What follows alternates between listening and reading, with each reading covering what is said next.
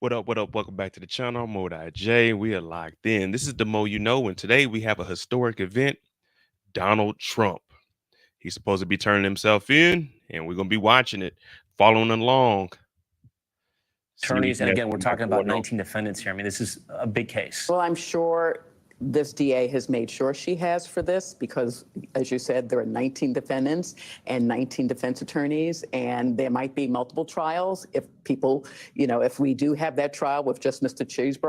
Chesebro, and then you'll have to have others. But, she wouldn't have done it if she didn't, meaning Fonnie Willis, if she didn't believe she had the resources to do it. What up, Detroit King? All right, Catherine, we appreciate all your time. I know He's you have following the caravan. to run. We will check back with you, I know, later tonight as we continue to Trying to cover see this where Donnie's historic going to moment be right here. at. The former president, if you're just tuning into Top Story and News Now, we are monitoring the former president's motorcade. He has landed in Atlanta. He is moments away from arriving at the Fulton County Jail. On the left hand of your screen, this is a live camera that we have from what is called the media pool, essentially the pool of reporters that are covering this event for us, along with other news agencies. Hey, it's so crazy. Donald Trump is getting escorted. I was watching this flight come in on Twitter. Someone put up his flight path, so I was watching his flight come in. Now he's getting escorted. Not only is he getting escorted, they got POV cameras inside of the GOVs. Man, they ain't playing around with his ass. They say we're gonna be watching you. We're gonna have a camera on you the whole way here. I don't know about y'all, but I get excited about this stuff. Of course, I don't ever wish jail on anybody, but what he did, I mean, of course, they gonna lock his ass up.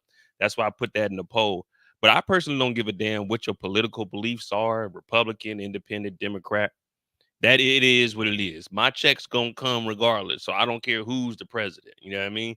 My numbers can only go up. They'll never go down. So I don't care who's the president, but right is right and wrong is wrong. And today it looked like we're gonna have the number 45. They trying to lock him up. Give me a second, man. This is exciting to me. Once known as Giuliani, these mug shots have in a lot of ways been stunning to think about these men who were public servants and now charged with very serious crimes and facing potential prison time. Co-defendants in a case with the former president, the accusations have been very clear-cut. They are accused of trying to overturn the 2020 election, of intimidating witnesses, of adding fake electors, of breaking election rules, of lying to the public. And these are just a series of the mugshots we're seeing of the people who were in the former president. Well, once the mugshot drops, I'll have shirts. I'm gonna go ahead and try to put together some shirts, some lock 'em up shirts, and we're gonna sell Donald Trump's mugshot. I mean, everybody's about to try to profit off of this, so maybe I can get there first. You know what I'm saying? But he's not gonna be in jail. He's gonna go in there. They're gonna give him his bond here, get him on out of here. They said it's supposed to be $200,000, but his buddy Mark Meadows, if you haven't heard about him, he hasn't turned himself in, so he was trying to get an extension. And the reason he's trying to get an extension is because his ass ain't turned himself in.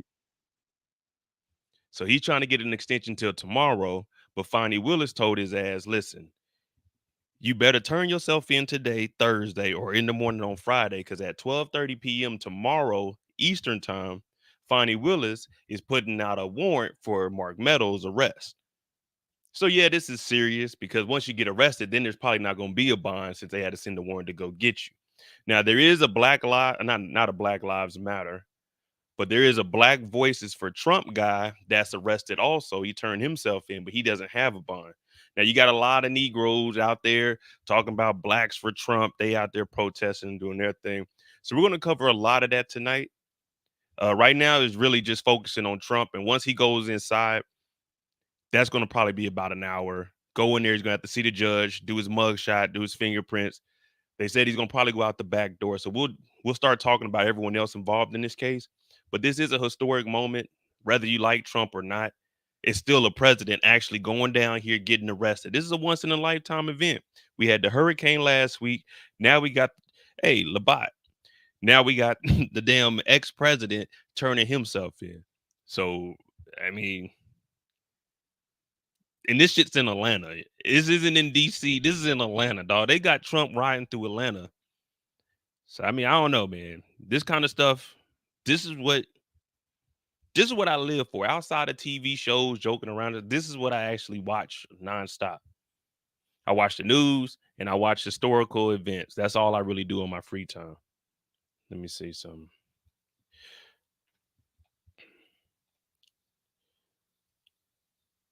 They still ain't got no sound. They just got the camera above them.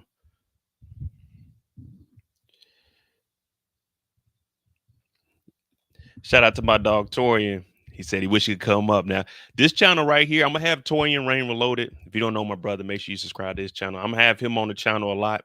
He's my expertise. You know what I'm saying? When I need to get down into the nitty gritty, pause, I go to Torian for some information. I reach out to him, hey man, what you think about this situation? Cause you know me, I'm gonna joke around about it. But while we waiting on Trump to pull up, I don't know if they taking the scenic route or not. What?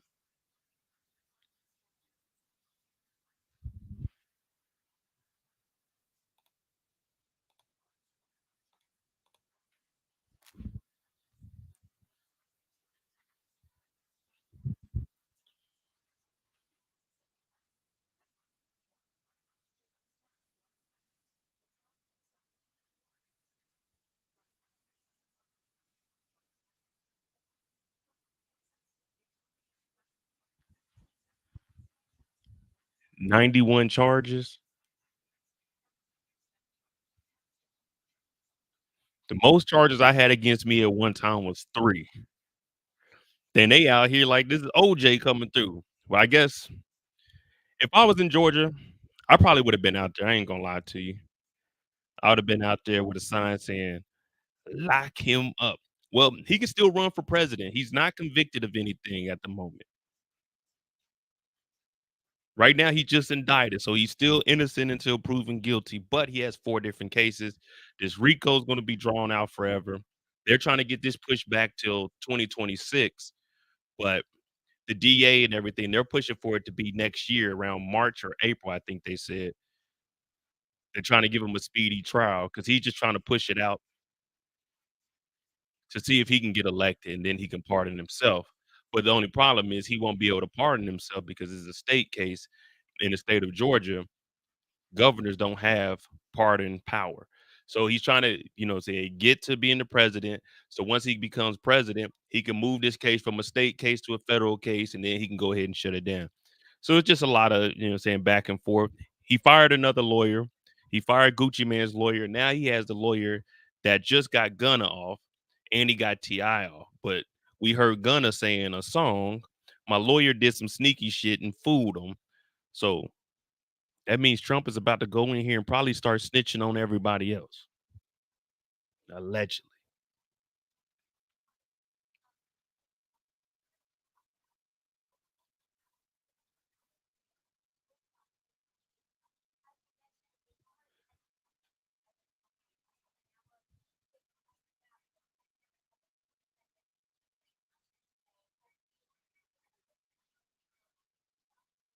Shot all his other co-defendants have so far, Caroline. And Rebecca, how soon could Trump face a trial in this case? So that's another question that remains to be seen. We know today that a Georgia judge approved an October 23rd start date for one of the co-defendants, effectively severing his case from the others because that co-defendant requested a speedy trial. So I'm gonna tell. Start date, it does not currently apply to the other 18 co-defendants. So So one of the defendants, they talking about his trial could be in October for a speedy trial, but that's just one of the 19. From Atlanta, thank you. Now, our cameras aren't allowed in the jail, as Rebecca mentioned, but we do believe we'll get to see a Trump mugshot sometime tonight, although it might take a while. With all of this, the court dates are piling up for Trump, interspersed with campaign events and primary dates. But through it all, Donald Trump still maintains his massive lead against GOP rivals in the race for the White House. Stay tuned to Fox News and this Fox station for the latest on this breaking news out of Atlanta. Reporting from Washington, I'm Fox News Special. All right. So we'll be jumping back and forth. We'll see who has what. trial. I have a right to a speedy trial. And the district attorney had to respond in kind. Under Georgia law, she has to honor that. And the judge set the date for October 23rd. But that doesn't mean that date will necessarily stick. We all know that these things are unpredictable, and it may be the case that it gets pushed out. And it may also be the case that he goes it alone. He doesn't have to be tried with any other defendant, Lester. All right, we're watching the motorcade. It's made its way to a carport there, so we're not sure we'll see him or if he will exit the vehicle under that carport out of sight. Kristen Welker also with us, our senior Washington correspondent, Hallie Jackson. Kristen, let me start with you. There is a sense that this was choreographed in terms of the president really kind of calling the shots here, the former president, in terms of when this would occur. Well, and it's notable that what happened last night was the first GOP primary. All right, we get it. They on lockdown over here. I'm going to show you guys what I was talking about out front. So it says dozens of Trump fans gather outside a Georgia jail to show support ahead of his expected surrender. Now, if this is some of y'all cousins out here, you know what I'm saying, let me know. You know what I'm saying? So we can shout your cousins out. If you know these people out here, go ahead, give them a shout out in the chat. Because we need to know who these Blacks for Trumps are so we know where we're not going to go eat at for Labor Day weekend. All right, we got a truck out here, a vehicle trailer driven by Fulton County Jail. Damn, Fulton County Jail is out here? Oh, it says it's driving by. Okay, a vehicle and trailer drive by Fulton County Jail today in August 24th. Trump is charged alongside others who accused. All right. Then they got Trump locking up all the guilty people on here. Man, you know it's going to be a shit show out here. We're taking America back. Damn, I know that ain't Kamala Harris. Damn, they got her in jail. That's a nice wrap on this truck. But which one of y'all uncle is this? Who knows this gentleman right here? Who is this? Who knows him?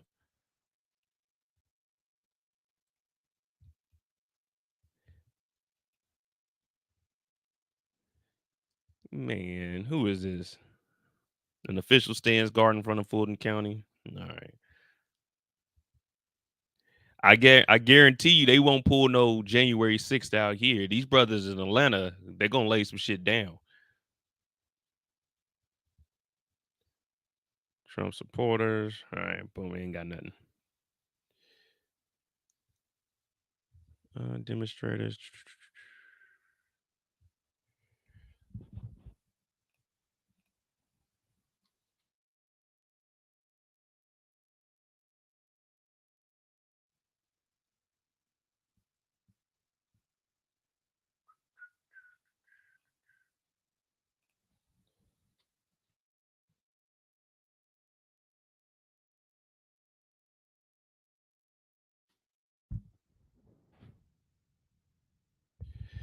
All right, here we go. Blacks for Trump are outside the Fulton County. They was out there 9 hours ago. Let me tell you something. Especially this nigga right here with this slick back shit. We gonna zoom in on this nigga noggin in a minute. Pause. If these niggas spent half the time that they were out here at 9 o'clock in the morning, matter of fact, what was the temperature in Atlanta, Georgia today?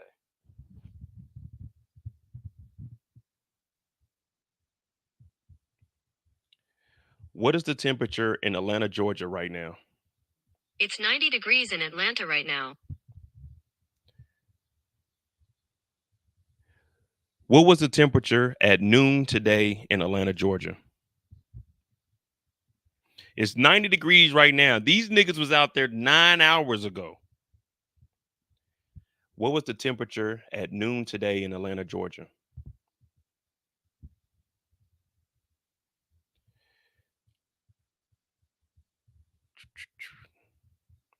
Today's high was 94. It felt like 106 degrees outside, 101 degrees in the shade.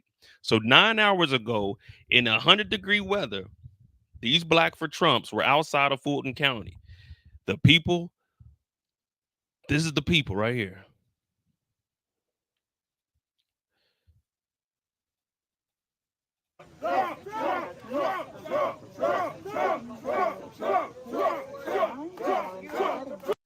Look at this man right here in the middle. 90 degrees outside. He got this shit slicked back. If these niggas just go and get a goddamn job and get the fuck from out here, trust me, they won't be complaining about anything. But instead, 9 hours ago, what was 9 hours ago? It's 7:40 out there, 11 a.m. 11 a.m. they were out here.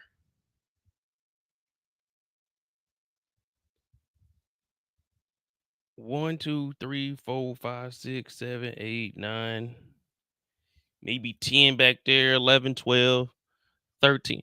Hey, man, if you 13 fools don't get a goddamn job and do something else,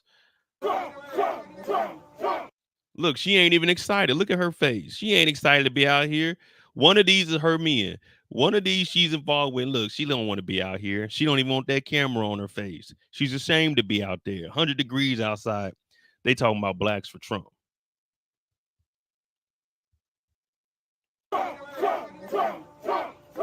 I tell you one thing. If I make some shirts that say free Trump on the front, I know each and every one of these fools are going to buy one.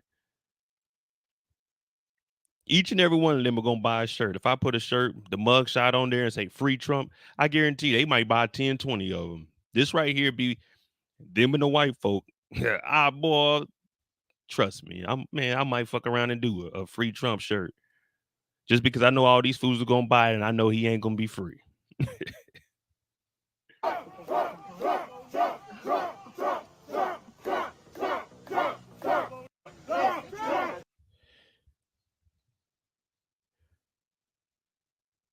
What? Look at this tweet. This tweet's kind of wild.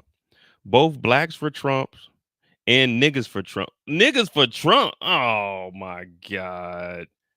Come on, man. I was just joking around. But dog, they actually got an organization called Niggas for Trump, or this just got to be some regular. This can't be no real organization. Both black for Trumps and niggas for Trump showed up to Fulton County, Georgia to support Donald Trump. The whole gang out here. What is this page? Oh, America. Man, you know this is some bullshit. Old traditions, old values, old America. Yeah, I should have known. The Fonnie Willis is not happy. Trump supporters are outside everywhere. Do you people, not us in the chat, man, the Moeds, we know what it really is. Do they not understand that Fonnie Willis is not trying any of these RICOs? She's the head DA. She has like 37 lawyers up under her that she sends out to do these trials. Fonnie Willis does not give a damn what the hell happens from here. All she's making sure is that her attorneys are prepared to do this RICO case. She's not at the jail right now looking out the window like, damn, man, Trump supporters are out. She don't give a fuck about that. Look, they bringing him down here. They're going to get his fingerprints. They're going to do his mugshot, and they're going to send him on about his way. Fonnie Willis don't care. The court date is the only thing she cares about. They have enough evidence that a judge signed off on all of this shit that they can even bring this to the motherfucking jailhouse. So I don't think Fonnie Willis gives a damn. Fonnie Willis is at her house right now. She's probably going to give a press conference tonight, but she don't give a fuck that niggas for Trump is outside Fulton County. Look at you niggas. They waiting to arrest you niggas. Fulton County is full of you niggas. Man, Fonnie Willis got 2 RICOs going on with about 50 niggas. You think she gives a fuck that niggas for Trump is sitting out front the motherfucking jail's house? Nigga, she got 50 niggas right now she trying to bring down. She trying to bring down Thugger Thugger. You think she care about this? All she got to do is drop the charges, get some lawyers on it, next case. The DA don't fight these. Let's see what this nigga got to say, man. I'm here to support President Trump. You want to know why I'm here to support President Trump? No. Because they done did black men like this for decades. Make up charges and put them, so I know Trump is innocent. I support Trump against this corrupt, two-tiered justice system. That's why I'm here to show my support as a black man for Trump. And I'm wearing my shirt, Niggas for Trump 2024, and I mean that. It's a two-tiered system. State, federal. This is a state case. Those federal cases are being brought to you in part by the Republican Party because Trump placed all of them in that position. I guarantee this niggas for Trump guy, he ain't down there at the courthouse with all the brothers that are going to jail. Remember, he just said that they trumping up charges for him. They making up so he knows it. I guarantee we're gonna find out who this niggas for Trump guy is. I guarantee he ain't down at the courthouse. Any other times, man, fuck them niggas, man. I got work to do. That $1,200 stimmy he got, he thinking shit sweet. He think he gonna get another one, man. That shit's over with. Everybody will tell you, hey, listen, man, Trump had money in everybody's pocket. Nigga, you got two $1,200 checks in the fucking span of 3 years, nigga. $2,400 in 3 years. That's money in everybody's pocket, huh? Yeah, okay. Hey, let me see what this old man got to say. I'm gonna bring him on the channel, man. I want to see why he believes niggas for Trump. What do you think about the indictments? Oh, it's a bunch of bullshit. It's going around the country. You know, Fannie Willis, she went to school with my sister. She full of shit. She was full of shit then. So she's a puppet for the white liberal that is controlling everything. She's in front, but the white liberal back there pulling those strings, telling her what to do. That's what I think about her, making a fool of herself. Do you think it's going to help his election? Of course it is. It's going to elevate him all the way. I think we should make Trump king. That's how I feel. King? We should make him king. Wouldn't that be like kind of like communistic? No, that's nowhere near communist. Now, we're just going to make him king, but we still got our freedoms and rights for everything. He for that. Yeah, Trump for king 2024. That's actually my URL. I own that URL. You own that URL? Can I get your name? Really? Oh, my name is Niggas for Trump 2024. I can't Derek write that. Gibson, That's my nigga. former county. Hey, yo, whoa. Was that a white hand? Is this a white man's hand or is this a light-skinned brother's hand?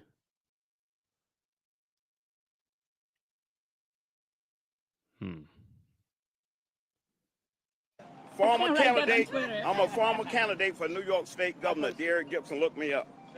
Nigga, I'm there. I live up to it too, boy. I can scrap too, but I can get down, boy. Not better, I can. I got a proven track record. You want to try me out? Try to take this shirt off. I'll give you some. I need everybody off the roadway. Sir, I need everybody take care of yourself, brother. off the roadway. What? Hold on. No. Nigga, I'm there. I live up to it too, boy. I can scrap too, but I can get down, boy. What's his name? Daniel Gibson? Oh, that's a basketball player. Not better, I can. I got a proven track record. You want to try me out? Try to take this shirt off. I'll give you some. Do it too, boy. I can scrap too, boy. Now I got to look at his race in New York. Come on, load up, man. I can't Derek write that. Gibson, That's former. my nigga. Derek Gibson. Got him.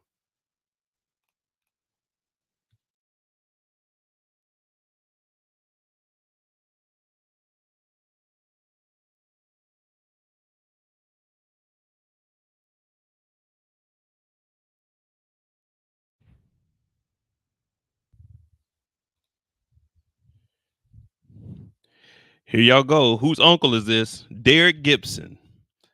He ran for governor of New York. He was disqualified from the Republican Party.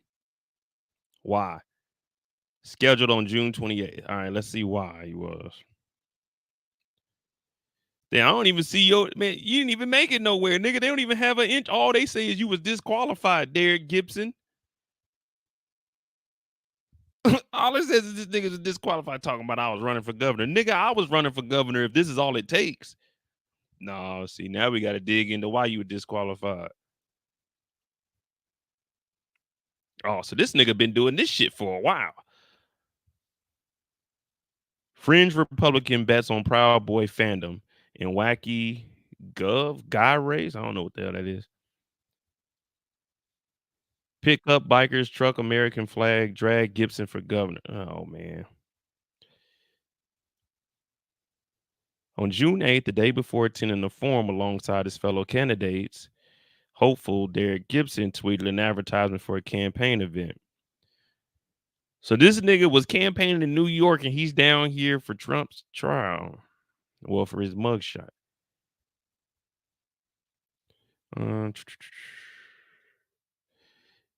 In the language of the far right group, the Proud Boys, which polarized acronyms, proud of your boys, fuck them up, blah, blah, blah. Oh, so he was just the lead image shown next. Oh, man, this dude, get this nigga out of here, man. Yeah, we're done with him. Let's see what they got for Donnie. And maybe even with the sheriff in advance. Yeah, we may be getting a little more on that. Laura, you've got some more of the court activity? Yeah, it shows sort of the formal list of the charges. Again, you can see it on screen there with all of the different amounts for each of the individual charges. They break it up like that. That's standard. And again, in the top right-hand corner there, you can see Torian, I'm gonna be on here for a while. I'm gonna be on here until once he's released, at least. I want to kind of be on here when the mugshot is released. I also want to hear what's gonna happen next. That nigga Donald Trump 6'3", 215. Man, he look heavier than 215. This got to be old. This can't be him now. It's one of these that the system is holding. The system is still functioning. He is still putting up a bond amount. He is still actually having to be traipsed into a county jail. And so even though there are certainly striking differences between him and any other criminal defendant, I do think it is worth pointing out that he still does have to go through the indignity of this process. Kristen Welker, you can't escape what we saw last night in the Republican debate. The people who are running against him, the people who want the job that he held, are having a difficult.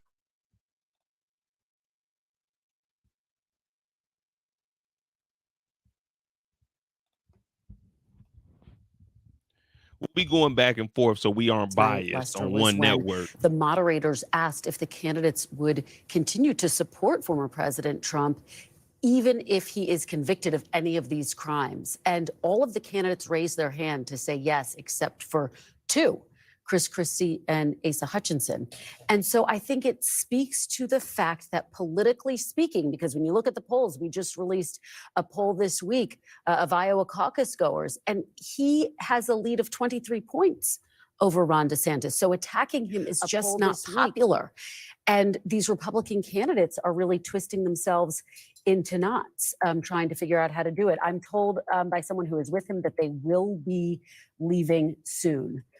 And so we expect to see his motorcade on the move soon, and we're trying to get reaction he was and trying in to and get out, more wasn't he? information about everything that has occurred with this booking process. But again, just an extraordinary set of events unfolding tonight. And as we've seen in some of the other court proceedings or booking proceedings, the supporters of the former president have gathered. We're seeing it in Atlanta outside the courthouse. Gabe Gutierrez, what are you seeing? It's going down out there. Somebody getting arrested tonight. Hey there, Lester. Well, a lot of these supporters had wanted to see the former president as he came into the Fulton County Jail. That did not happen, at least at this location, because he went in around the corner where my colleague Blaine Alexander is. But I can show you that this crowd, continues to stay here and wait to see if they might catch a glimpse if he were to pass by here. This entire street, it is shut down, Lester. This is Rice Street, very well known here in Atlanta. And if my colleague Randy Brown can pan over there and show the police presence, the sheriff's deputies that are across the street.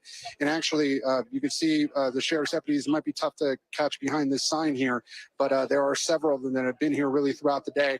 And we did see a ramping up of security earlier today as they put up more barricades, to try and make sure that this was an orderly process. So far, it has been. Again, several of Mr.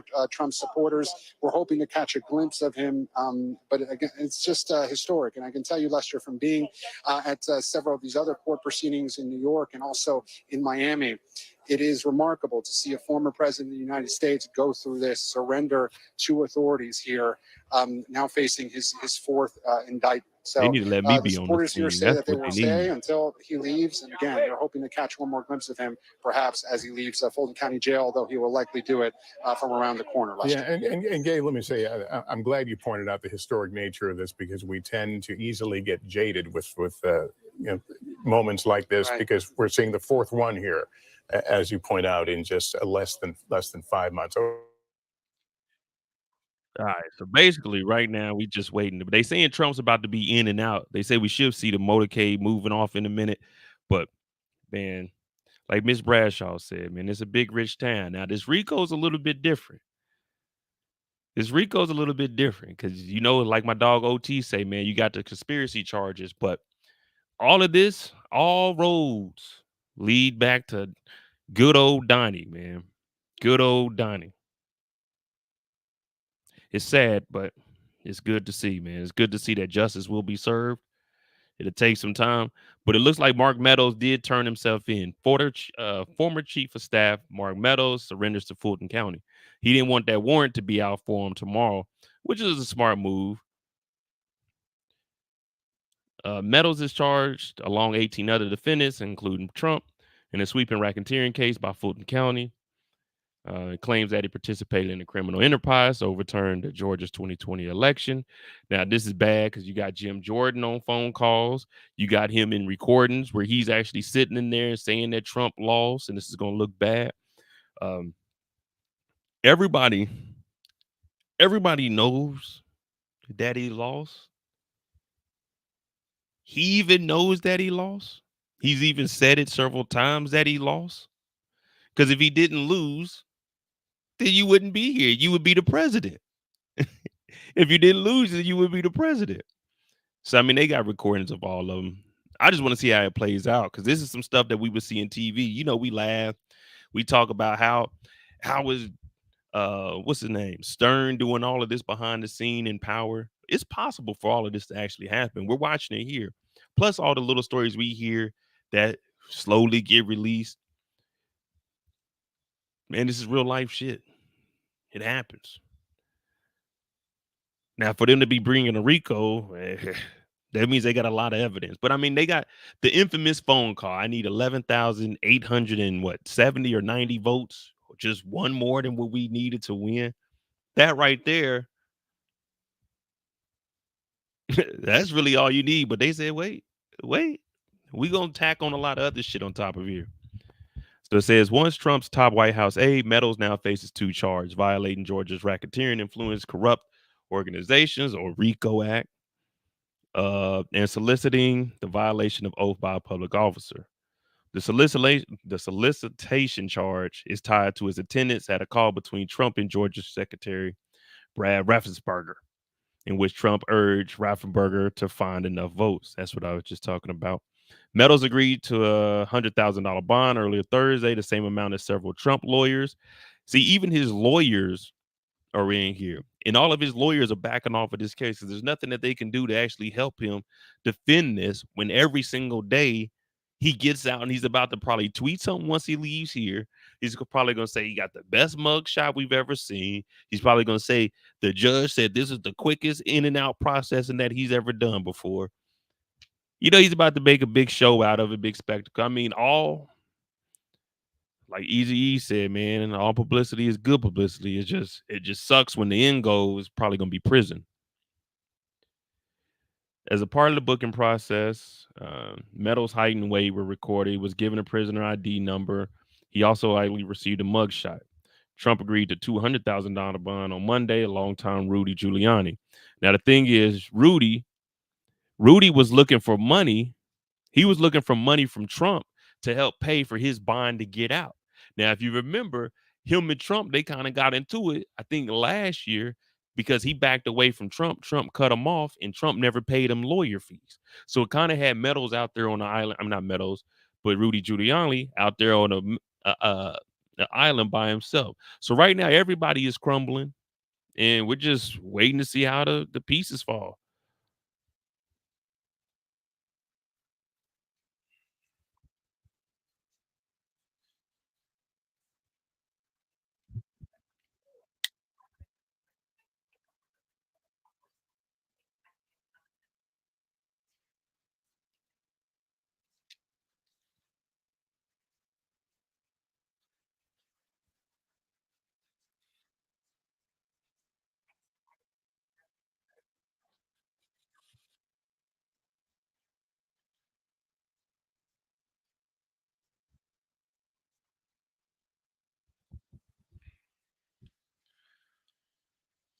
It's crazy how Atlanta is set up. It's crazy how Atlanta is set up for real, for real. Like you gotta drive through the hood. You gotta drive through the actual city of Atlanta to make it to the highway. To 85 Coverage on our streaming network, NBC News Now.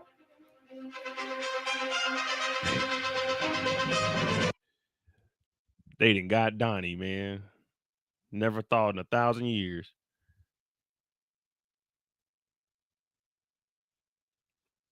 Of course, they ain't got no sound over here on Fox, man. Fox don't give us the exclusive, man. Fox be tripping. But ever since Fox had to pay that money, they've been very, very careful on what they drop. Damn, they getting up out of here though, man. Let me see if Rudy's still. Oh no, it's the black for Trump dude that's in there. We gotta look up his story. Man, I ain't gonna lie to you. I lived outside of the 20. I lived in Lithonia. So it used to take like 30, 40 minutes for me to get to the city. But yeah, man, you get down there, it's different. It's different, man. I ain't gonna lie, I liked it though.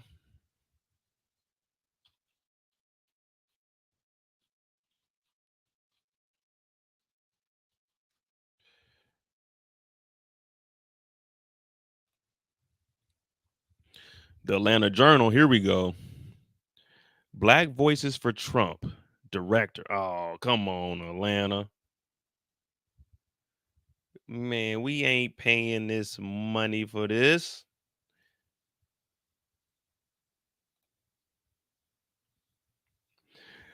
Hey, go figure.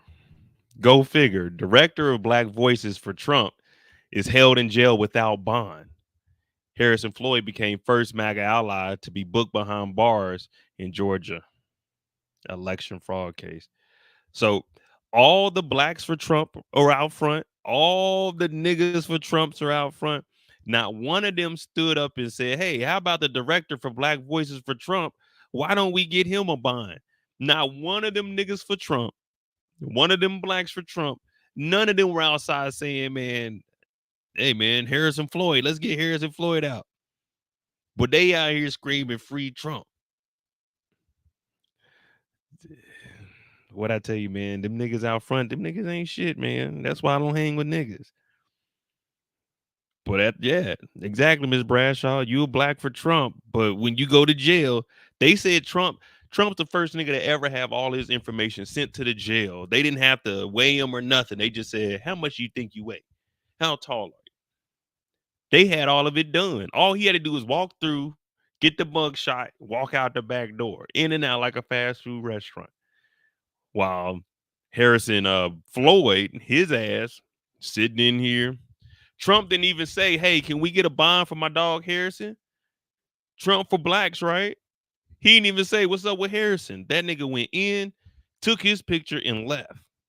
He's like a baby daddy showing up to a baby shower he ain't want to be at. Show up, hold the baby, or take a picture with the stomach, hand on the stomach, take a picture and dip. The former director of Black Voices for Trump, Harrison Floyd, was the first of the 19 Fulton County defendants to be held in jail without bond.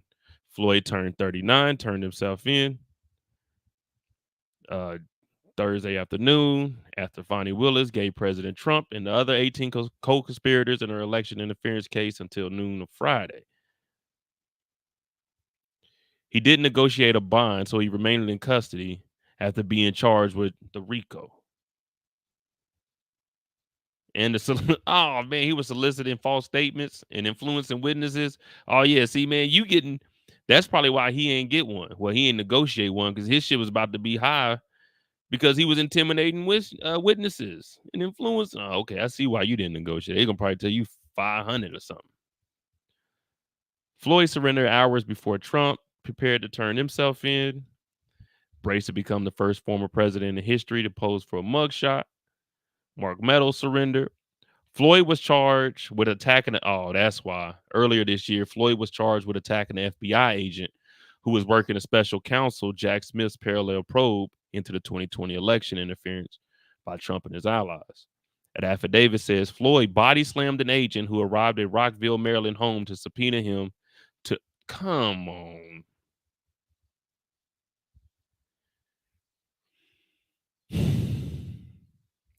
An affidavit said he body slammed an agent who tried to subpoena him to appear before a federal grand jury in Washington, D.C. Now, let me tell you something. If I'm a federal agent and I got that thing on my hip and this nigga Harrison Floyd tried to body slam me, Harrison Floyd would not be posing for a mugshot today. There would have been a funeral for Harrison Floyd for attacking an FBI agent. There wouldn't have been no mugshots. I fear for my life. He body slammed me. I shot him. Pink, pink. He's gone. This nigga Harrison Floyd. Now we got to look into that case for Harrison. We got to look into that case, Harrison.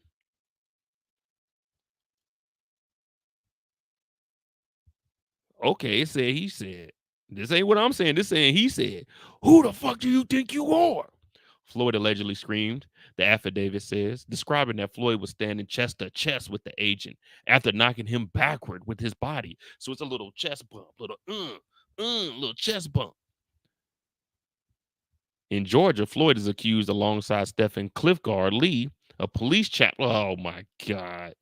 There was a police chaplain in Trevian Cootie, Kanye West's former publisher, suppressor poll worker Rudy Freeman into falsely saying she committed election fraud. So they had a police chaplain? What?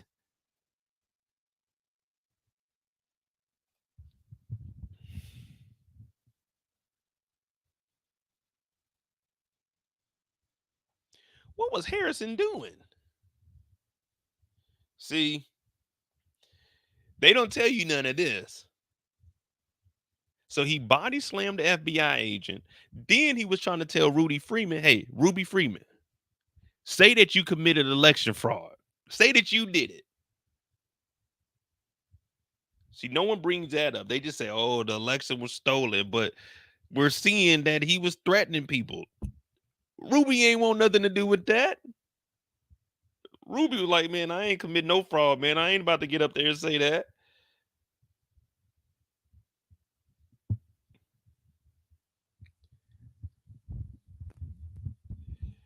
Damn. Let me tell you something. If this ain't the dumbest shit ever, ain't nothing cracking over here. A few hours, 2 hours or so. Mark Meadows, we were waiting this afternoon when he was first put on the website the information about him being booked. It wasn't a very long time before that mugshot came out. I can tell you earlier there was some consideration that we might, have to wait until the following business day to get that mugshot. That hasn't happened here. The local authorities have been very good and transparent about releasing those mugshots on a timely basis. So if that tracks, and we do have confirmation from a source with the Trump campaign, but also, as I understand it, our colleague reporting from an official source here that a mugshot was taken, it's possible we could see it, within the next few minutes or perhaps the next few hours. I was speaking with several of the Trump supporters here who are waiting for that mugshot, and certainly this is something that the Trump campaign likely plans to use in order to raise money.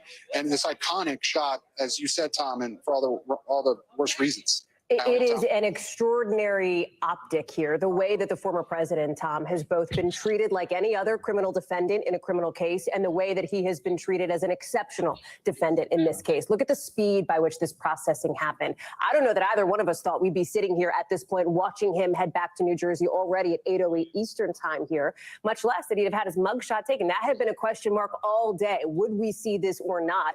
The way that this image is going to be used. I want to bring in Chuck Todd as we stay in these live pictures here. I want to ask our control room to keep these up. And Chuck, this is something that you will see likely from both Democrats and Republicans for the next year and a half of this political campaign. Yeah, no, I mean, he's done.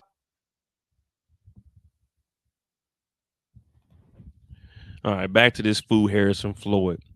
So he body slammed the FBI agent, went chest to chest with the agent, pressured Ruby Freeman into falsely committing election fraud. Freeman and her daughter, Shaya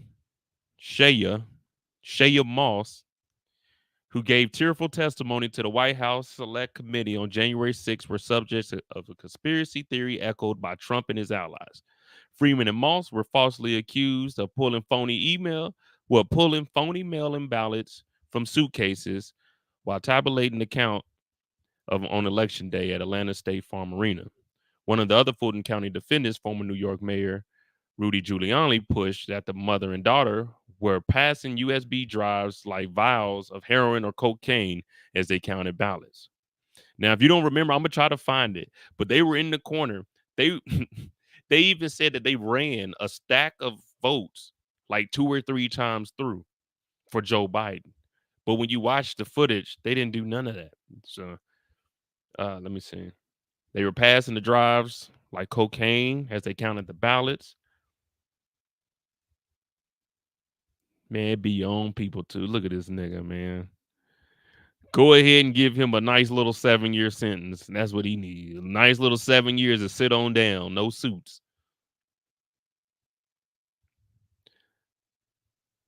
Look at Floyd over here.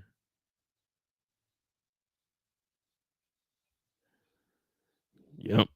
Go ahead. I'm saying 7 years for him. A good 10 years would be nice, but they'll probably give him like 7. Moss tearfully testified before Congress that her mother had merely passed her a ginger mint. The women were receiving death threats in the election aftermath as Giuliani and others were pushing the narrative about Freeman, Floyd, Lee, and Cuddy were allegedly on a mission to get the poll worker to lie and say these falsehoods were true. So you wanted her to get up there and lie and say she committed fraud so she could go to jail for this election? Man. Floyd told Rutgers in December 2021 he had asked Cuddy to visit Freeman at her Atlanta home, which he did January 4th, 2021. He also said he was no longer working for Trump campaign at the time.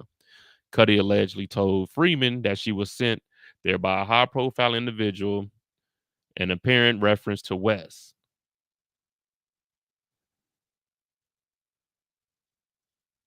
Oh my God. They tried to bring it in and say that Kanye West, because Cuddy used to work for, oh Lord, get the fuck out of here. These niggas. Freeman was skeptical at first and called the police. She eventually met with Cuddy at the police station. They obtained the body cam footage of an officer present at the meeting. I cannot say what specifically will take place. Cuddy told the poll worker, I just know that I will disrupt your freedom. She said, in the freedom of one or more of your family members. You are a loose end for a party that needs to tidy up. The publishers continued, adding that the federal people were involved. Damn, she called Ruby a loose end that the party needed to tidy up, basically get rid of. Oh, man, that's a threat right there. I would have feared for my life. I'm suing now. I'm suing for threats against my life. Cuddy then said she was going to put Harrison Ford, presumed to be Harrison Floyd, on speakerphone, explaining that he had authoritative powers to get you protection. They then asked the officer to give them privacy so Floyd's conversation with Freeman wouldn't be captured. Freeman later said that Cuddy and Floyd tried to get her to implicate herself in a voter fraud scheme. If you don't tell everything, she recalled Cuddy saying, you're going to jail. Freeman said she grew suspicious, jumped from her chair and told Ye's publicist, the devil is alive. The devil is alive. Then she called the police officer back over. I'm gonna tell. The episode showed the desperate attempt of Trump allies to make, damn. All right, Harrison Floyd. Man, that's some crazy stuff there, man. This is him right here, y'all. The black voices for Trump. This man right here tried to get Ruby and her daughter jammed up. Ruby Freeman, shout out to them. Just passing a peppermint. Because he is, of course, the former commander in chief, and there is a high level of interest and newsworthiness to what he does. Those are the people you just saw scramble into place. We are watching this extremely closely because we expect to now see, for the first time, well, we'll get him on the plane. He'll get on the plane. He may speak. We don't know, right? But it is going to be the first image we see of him since this surrender, since this booking, as we are watching now this motorcade live. There's a shot there. We know that he'd been traveling with his top campaign advisors, including Jason Miller. Now, I've never been at the same place as the president. Now, at our base, we had Air Force Two. I did water sampling on Air Force Two. But other than that, I don't know how this is, but when the regular, like when the plane that he's not using lands, they pretty much just shut the whole tarmac down and nobody is leaving or going.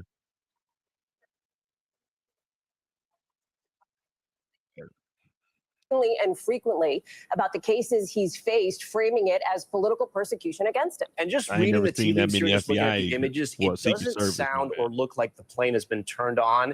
That would lead you to believe, and you have the lights up there as well, which is actually kind of interesting too on an active runway. Those lights that have been set up there. You wonder if they've set up for some kind of comments here. Again, we don't know. We're just having both covered former President Trump. So you've been there. You know what this is like, Tom. Yeah, he's willing to do something, and it's impossible to get sound on a tarmac when the plane is turned on. You just can never hear anybody. Sometimes politicians use that to their advantage. Here it looks like it's not turned on, and it looks like they could possibly be waiting for something. I'd also got to say, Hallie, they set up the pool that way. I guess to get a shot too, we shouldn't get too ahead of ourselves. They could just be setting up for the shot outside the car. Listen, but why would he get out that way? Well, Why would he get out that way? he's got to get on the plane, right? Yeah. He's got to get on. He's going to fly back to Bedminster. So we know that we will Y'all think when he gets out, he gonna wave?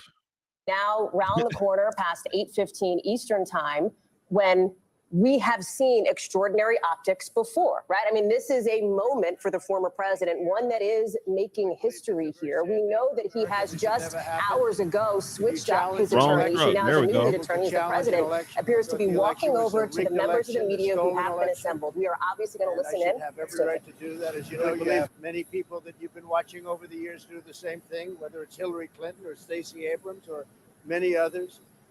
When you have that great freedom to challenge, you have to be able to, otherwise you're going to have very dishonest elections. What has taken place here is a travesty of justice. We did nothing wrong. I did nothing wrong. And everybody knows it. I've never had such support. And that goes with the other ones too. What they're doing is election interference. They're trying to interfere with an election. There's never been anything like it in our country before. This is their way of campaigning. And this is one instance, but you have three other instances. It's election interference. So I want to thank you for being here. We did nothing wrong at all. And we have every right, every single right to challenge an election that we think is dishonest, that we think it's very dishonest. So thank you all very much, and I'll see you very soon. Thank you very much. Donald, they got some questions for you, Donald. Mr. President. Mr. President, what do you have to say? Mr. President, what do you have to say with these extremely hot temperatures? Mr. President, Mr. President, Mr. President, what do you have to say about these extremely high prices and the price of Netflix going up? Mr. President, what would you do to bring down the prices of subscription services? Mr. President, what are you going to do about this writer strike? Mr. President, we have questions. Mr. President, what about the gas prices? Mr. President, what about unemployment being the lowest it's been since you were in office? Mr. President, we have questions. Mr. President, is he going to do the wave? He did the wave and the thumbs up. Then get your ass out of here, Donnie.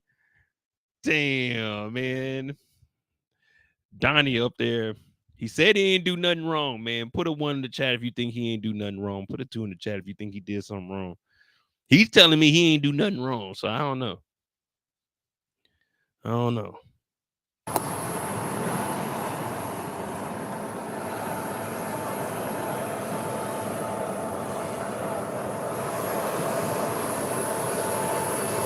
Man, they trying to cut the feed on us.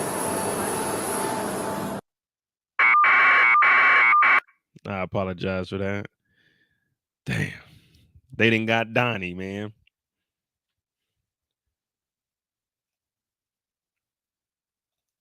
A public official. They intimidated and harassed and threatened election workers, Ruby Freeman and Shay Moss, mother-daughter election workers, 2 Black women in the South. They were threatened. There's a trio of defendants who were part of this RICO indictment. Kanye West, former publicist, the director of Black Voices for Trump, a pastor. Calling the Secretary of State. Yes.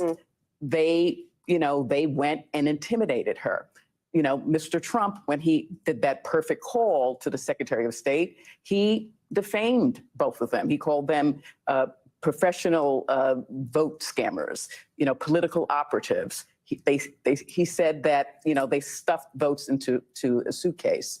And of course, Rudy Giuliani, who it's a defamation suit against him, and he just acknowledged that he did defame them. He called them criminals. He said their house would be searched. The voting machines, those voting machines were tampered with. So these are acts that Hillary Clinton and Stacey Abrams did not do. Hallie, as a Trump watcher over the last decade, Yeah. what did you notice about the president's sort of demeanor and his comments there? Did he seem almost, I mean, You're he demoralized. didn't seem like he was that fighting spirit, right? I think he's, and I think that is par for the course for him in these moments. I think you make an important point here about the conditions of his bond. That is serious, and if he violates those conditions, there could, of course, be repercussions against him. Oh yeah, right now he can't make any threats on social media, or he going down, so he can't call out anybody. I don't know if you guys remember. I think it was last week or the week before. This fool got on Truth Social and sent out a message, basically telling the witness that they shouldn't testify against him. Like, come on, man, what are you doing, Donnie? Come on, Donnie, what are you doing? Man, it's a lot of stuff, man. Every single day, more and more footage comes out. So when people say, why don't, you know what I'm saying, all this footage come out, like it takes time for all this to get released, man. All these different investigations that they got going on, they're just bringing out more information. One person might have something recorded here, but once all these officials started getting subpoenaed, they got to start turning over shit. Because if not, then they tampering with evidence. So it's just going to take time for all of this, man. It just is what it is. Plus, you got to remember, this isn't you and I going down to the, you know what I'm saying, to the county courthouse. And these are big time players. They got the real deal lawyers, so they know how to stretch the system. They know way more than we do. But man, it's all crumbling. It only takes time, man. Now, this might sound like I'm hating, but Trump, you need to get you a new airplane. This is one of them old planes. This is one of them, what was that? That TWA Airlines right here. This is old, Trump. What is this? What is this, man? Come on, Donnie. You got to step it up a little bit. This plane is dated, man. It's the 1978. You need to get you at least a 2003 plane or something. It just look terrible, man. We're gonna see what happens though. Cause we waiting on that mugshot. Officials in Fulton County, Atlanta, treated him as best they could, like any other defendant. Obviously, not to the point where he had to sit for a few hours in the jail, but it's really different from what was done in the federal system. This would if a mugshot is released, this would be the first time that has happened, because in the other bookings and arraignments, federal authorities decided they didn't need to take a mugshot. The federal marshals said they would use an existing photo of Donald Trump. They made that decision, even though their normal procedures dictate a mugshot. So in this case, he was treated like every other defendant in many ways, and that must have been a sobering thing to endure for a former president. Well, let me bring in Charlie Bailey now, one of our legal analysts who, as a former prosecutor, knows Fulton County inside and out, Charlie, and to the point that Ken and others are making here, the speed by which this happened right here. All I gotta know is, why are you so obsessed with the thug life? Trump, hey, RC, once all of this is done, like I said, out of those 19 people, probably about 12 to 15 out of the 19 are going to tell. They're all going to take plea deals, and they're just going to tell what they know about Trump. It's probably going to be the best thing that they can do. They'll probably get maybe a year, 2 years if they tell on Trump. But if they take it to trial, man, everything's there. You know what I mean? Everything is there. Recordings, audio, witnesses, everything is there. So it's going to be best for them to plead out. Now, when you start getting up to like Mark Meadows and stuff, they might do their time just because they got some ties. But Harrison Floyd, man, no one cares what Harrison Floyd got to do or what he got to say, because he took it to another level. Harrison Floyd slammed the FBI agent. He's going to jail. He's going to probably get one of the longest sentences. He's going to probably be up there with Trump with his time, because no one's backing him. We had niggas for Trump out front, and not one of them mentioned this nigga Harrison Floyd. You see what I'm saying? So he the only one without a bond too. So for him, he got to understand, look, you still got to play by our rules. Just because you hang with them, you still got to play by our rules. It's just how it is, brother. You're not one of them. Fulton County Prosecutor's Office, and he's beaten your office, right? He's gotten his clients off. So this move by former President Trump, who has deep pockets, right? What does this mean to you? And do the prosecutors there in Fulton County now have to bring their best game forward and put their best foot forward as they try this case? Well, Steve's a good attorney, but Drew's a good attorney. And they both won cases. Hey, look at that. CNN or MSNBC, NBC, whoever this is, they just, everything I'm telling y'all, they saying it right after me. They got the lawyers. But one thing they didn't mention, like, let me see.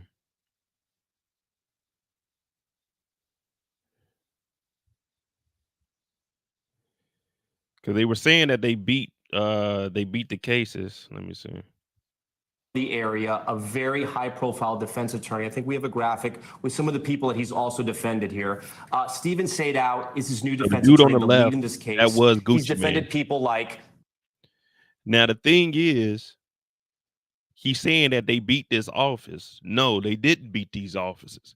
T.I. took a plea deal. That means the the DA won. Gunna took a plea deal. That means the DA won. They admitted their guilt. So they didn't beat anything. They just agreed that, hey, I'm guilty of this. And they saying T.I. may have told some stuff, but Gunna told some information also. But the only thing is, none of them were at the top of a RICO. You see what I'm saying? When you're at the top, there's no one you can tell on. Everyone's doing the telling on you. So unlike these cases here, yeah, that sounds good. But just take Gunna, for example. Gunna was just a conspiracy to the RICO. He wasn't on there for anything else. That's totally different than every single charge going to you. You see where Young Thug is at. You see what I'm saying? If this lawyer was that good, he would have got Young Thug off. Young Thug would have hired him. But no, he was good with getting. I'm not saying he's not a good lawyer, but they can't say that these cases were won when these niggas pled guilty. That means the DA won. The DA decided to give you that charge. They could have said, we still want you to do 5 years. So to me, that was just a little misleading. But you know, who am I? I can't knock these people. Usher, Rick Ross, T.I., Gunna. And I bring this up because he has taken on your former employer, the Fulton County Prosecutor's Office, and he's beaten your office, right? He's gotten his clients off. So this move by former President. See, he didn't get them off. They took a plea and they were on probation. If they beat the case, they wouldn't have any probation or anything. They wouldn't have any stipulations to getting out.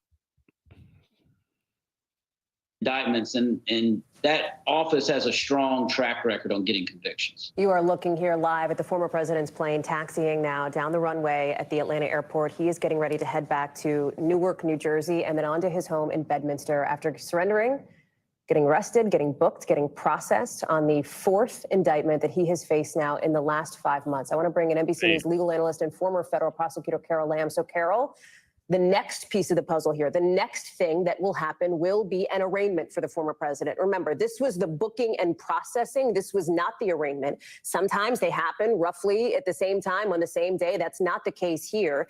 Is it possible that the former president could have his appearance at his arraignment in roughly 2 weeks waived? Could it happen virtually under the processes in Georgia? What can you tell us as we look at the live shot here of that plane getting ready to take off?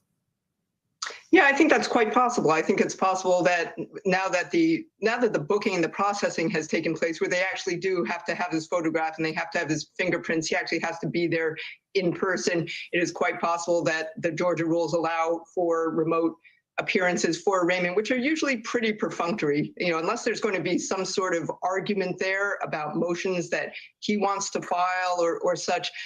There really isn't that much need for him to appear in person. So I think that's given particularly his schedule with respect to the election, I think that's quite likely to happen. Carol, we thank you for your analysis. Stand by for us. I do want to bring in someone who knows the president very well, someone who has worked for him in the White House. Hogan Gidley joins us live now.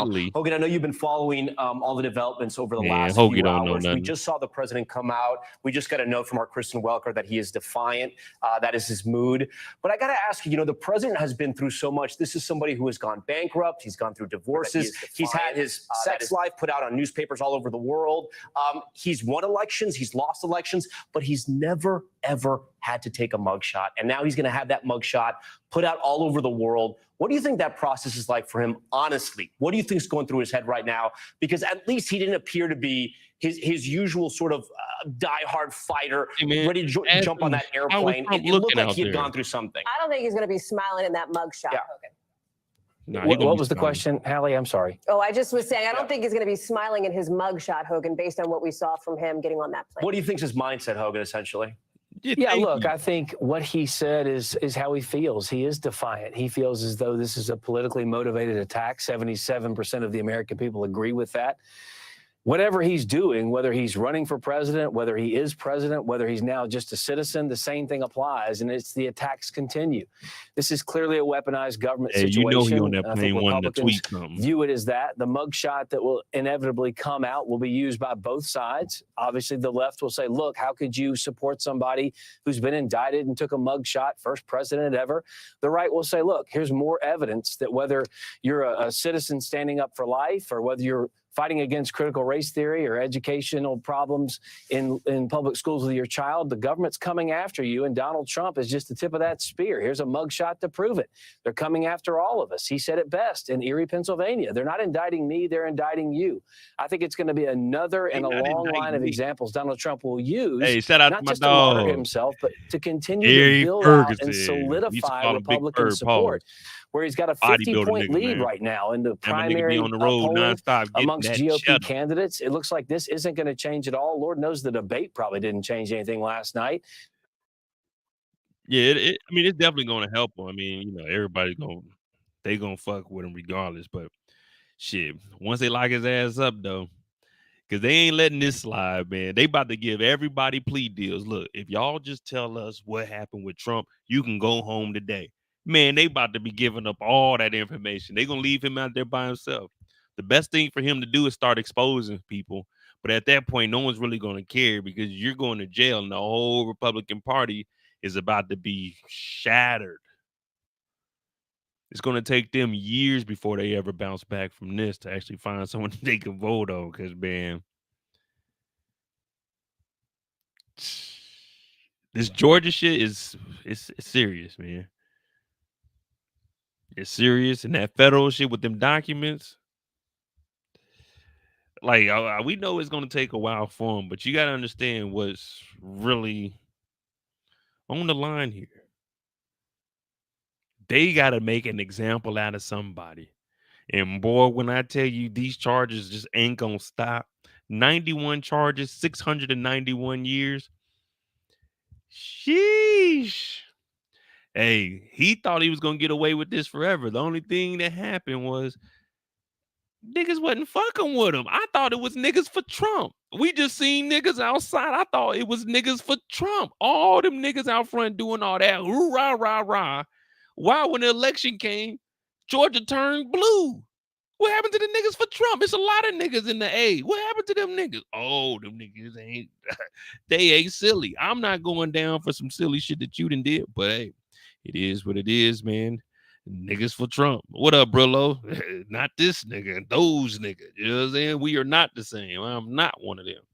But once this mugshot drop, you know what I mean? It's gonna be good times. We're gonna have some memes. One thing about this is gonna be something that lasts forever.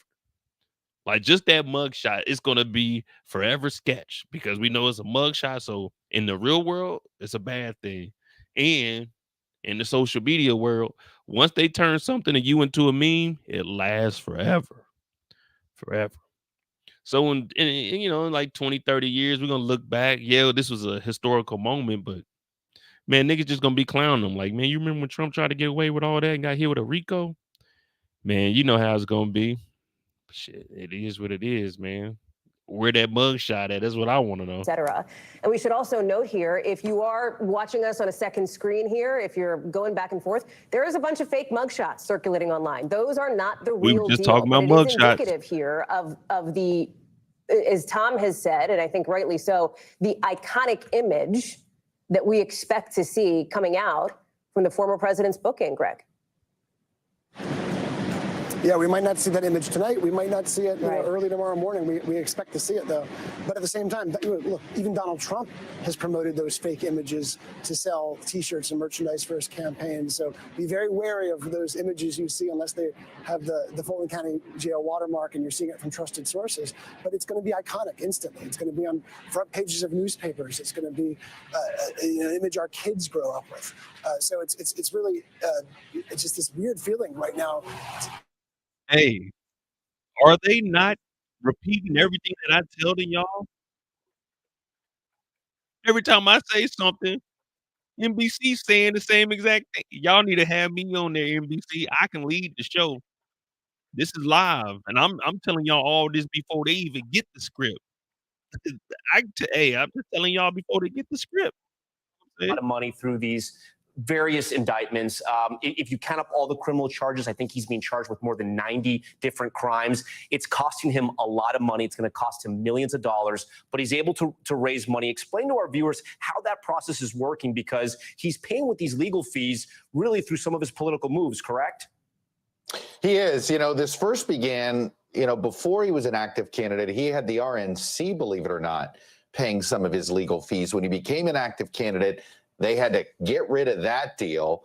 So then he used his super PAC, but he's using all political money. He's raising money from others to do this. It's not illegal, but he's not calling it a legal defense fund, right? He is just simply using his campaign rhetoric to raise this money to pay these lawyers. And, that's it reminds you that this is Dog. The money he's raising isn't for his campaign. It's for his lawyer's fees, man. Everyone was like, what's wrong with him paying off the porn star in New York? He used campaign funds.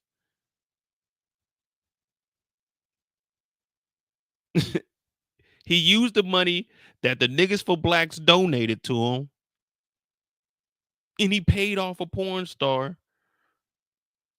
Now he's raising money not for his campaign. He's saying it's for his campaign, but he's using it for his lawyer fees. Now, I'm not saying he's broke, but that money a little funny. That money a little funny, especially after those taxes got exposed. You see what I'm saying? Yeah, he got Mar-a-Lago, he got a plane and stuff, but all of this is just holding on right now. It's holding on. You know why all those other lawyers backed out? They wasn't getting paid. That money a little tied up right now. Damn. Now he gonna be trying to sell that mugshot, just like we about to try to sell the mugshot too. We all about to make money off of this, man. This is a democracy. That means we all get to eat. They're gonna give him like Young Thug, give everybody deals. Exactly, Tracy. So for Trump, everyone's getting a plea deal. Everyone's going to get a plea deal. What do you know about Trump? What happened at this moment? Did he tell you to go talk to the people at the ballots? Did he tell you to start contacting officials? And everyone's going to start saying, yeah, he told me to do this. I actually got an email from them that said do this. Man, it's all about this. It's a huge paper trail. This isn't back then. This isn't Watergate, where it's going to take a while for them to tie everything together. Man, they about to figure out everything. Text messages, emails, official documents that NARA is supposed to keep. So all of this is documented. Every single thing. All of these phone calls, they were recorded. You remember they had Trump on the phone with Ukraine talking about, if you find something on Hunter Biden, we'll send you money and aid. You see what I'm saying? So when you listen to people and they talk about certain things, they say, oh, why is Joe Biden sending all this money over to the Ukraine when we got stuff going on here? But then they tell you they a nigga for Trump or they a Trump supporter. And they forget about that call where this nigga was about to send billions of dollars over there for information on Hunter Biden. You see what I'm saying? It's a huge contradiction. And on top of that, 66 billion that they sent over to the Ukraine, it's cheaper to send money and supplies than to actually fight a war. So if America was to send troops over there, we'd spend more than $66 billion a day on fighting that war. So if we send $66 billion plus the supplies and stuff, we aren't losing any Americans and we're actually saving money because this will go up to $1 trillion war or $100 billion. But people don't look at none of that. They just hear numbers being thrown out and they just run with it. But Trump's about to take off, man. So I want everyone to salute. When this plane gets ready to take off, we all need to salute the screen because this is a former president. Donald Trump is facing in Fulton County. They're also asking if she's had any interface with the Department of Justice, and they also want to know about any federal funding that is involved in this prosecution of the former president. And this follows the exact same playbook that we saw the Judiciary Committee use when Donald Trump was charged in Manhattan. They did a similar letter and request to the district attorney there, Alvin Bragg, and they say that they're continuing their investigation into the investigation, if you will. And it is in many ways, Tom, just an effort by House Republicans to provide a level of cover for the former president and show that he has some support here at the federal level. And, at the very least, try and make the life of Fani Willis that much more difficult as she attempts to put together this very complex prosecution. Now, we should also point out that the things they're asking for information about, none of it is necessarily When the president passes by you or a commander passes by you in a vehicle, you still salute. Prosecutors. There's no law prohibiting that. And she has said repeatedly that they've not coordinated their investigations, that they are two separate and independent investigations. But nonetheless, this is the playbook for House Republicans, and it wasn't a surprise to see it happen today. We are watching now the former president's plane taking off from the Atlanta airport, 8:41 Eastern time, a whirlwind, roughly 90 minutes for him on the ground in the state of Georgia, a state where he is facing now 13 charges under this racketeering law that's typically reserved for mafia bosses. As you see the plane flying off, obviously our coverage here from our NBC News station, from our affiliate, showing the former president's plane heading back. He has gotten support, not just from allies on Capitol Hill, but allies, Ryan, and I'll bring Vaughn Hillard into this conversation as well, who are traveling with him to be, in effect, surrogates for him. We saw, for example, Marjorie Taylor Greene in Atlanta, outside the jail, speaking with members of our team, other reporters, defending the former president. That is something, Ryan, that he wants to see. He wants his loyalists out there speaking on his behalf. Yeah, that's exactly right, Hallie. And we saw Marjorie Taylor Greene in the last 20 minutes or so. Well, he's up and out of here. Hopefully they drop the damn mugshot tonight, man. Ain't no reason to wait till tomorrow unless they won't. Man, ain't nobody reading the newspaper. But it will be iconic to have his mugshot on the front page of a newspaper. You know what I mean? Just like the old times. Extra, extra, read all about it. Donald Trump indicted. First president with a mugshot. First president with a mugshot. See what they got to say over on Twitter real quick.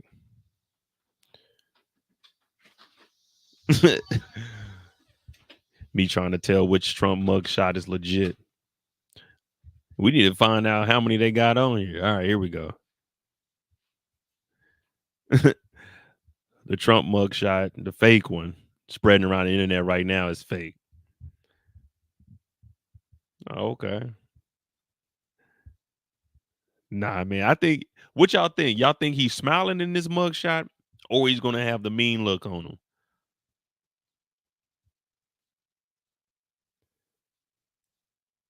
What y'all think? Is going to be a smiling or an angry Trump?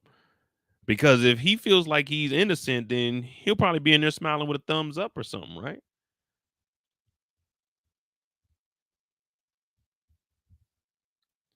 We might have to put this mugshot up there with Pablo Escobar's.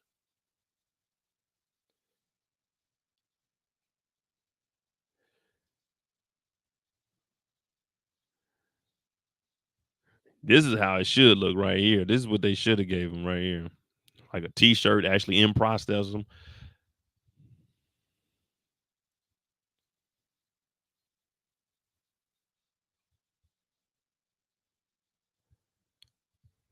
They quick with it though. They got the solid red tie. Did he have a solid red tie? I can't even remember, man. Was based on bankruptcy fraud and stock fraud. I brought the first white-collar case on RICO, which was against 2 executives at Warner Communications. Nothing to do with any mob bosses. I also brought the first case against a mob boss. But what's unique about the RICO statute is, as Fonnie Willis has recognized over the years, it permits you to put before the jury all of the wrongdoers and all of the crimes that they've committed so that they get to see the entire story. The advantage to the prosecution is that you put all of these defendants under one umbrella, one statute, one criminal statute. Some of these people may not have met each other before, but they all have. RC said it's interesting to see what Rudy Giuliani is going to do. So with Rudy, they gave him a proffer.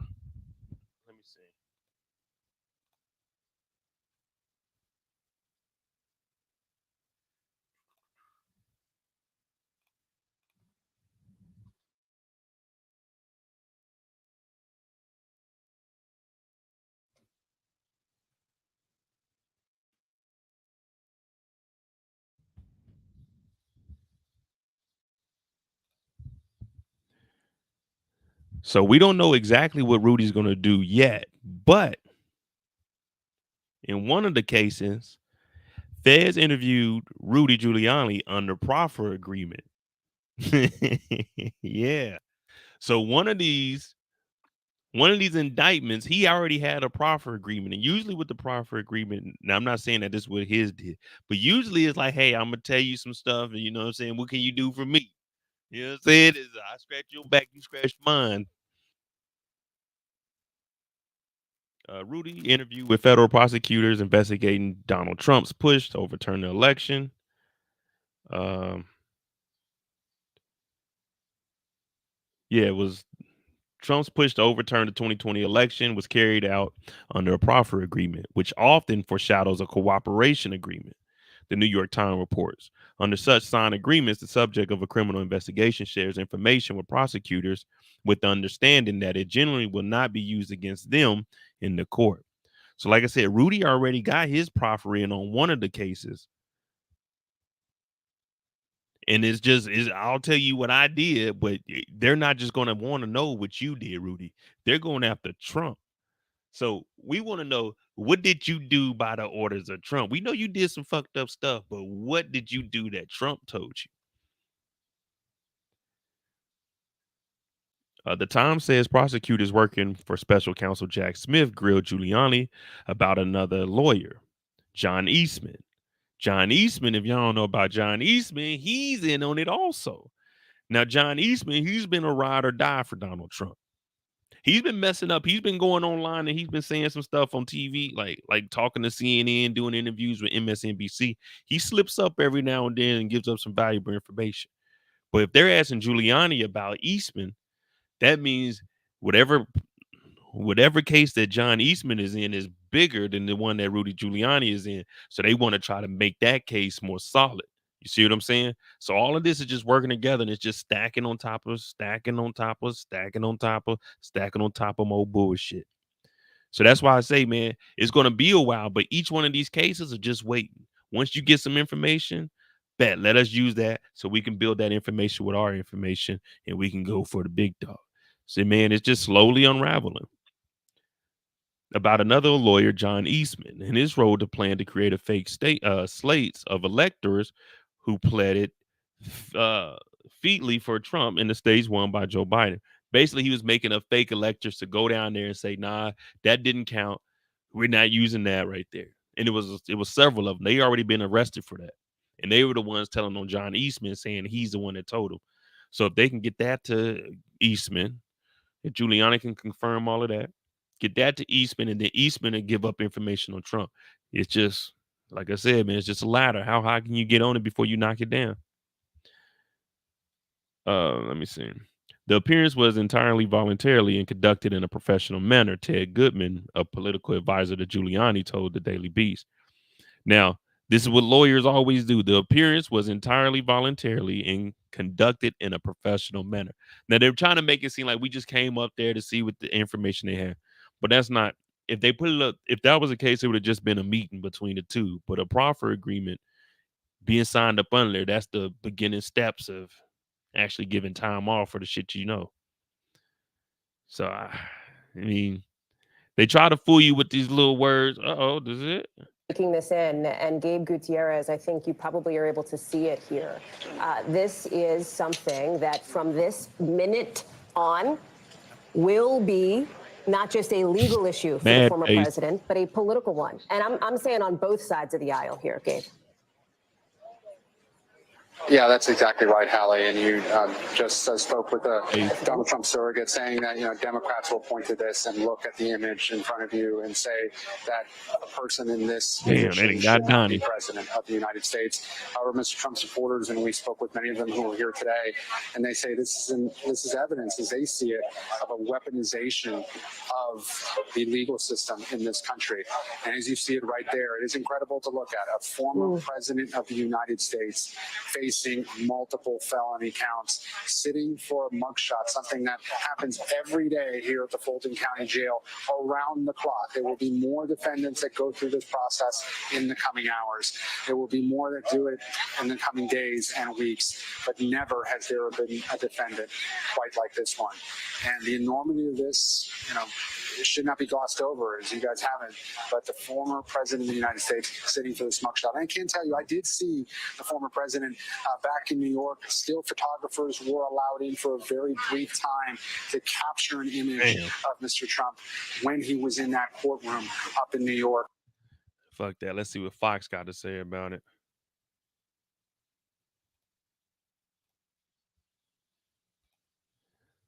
Oh, Fox they ain't going live no more, Fox.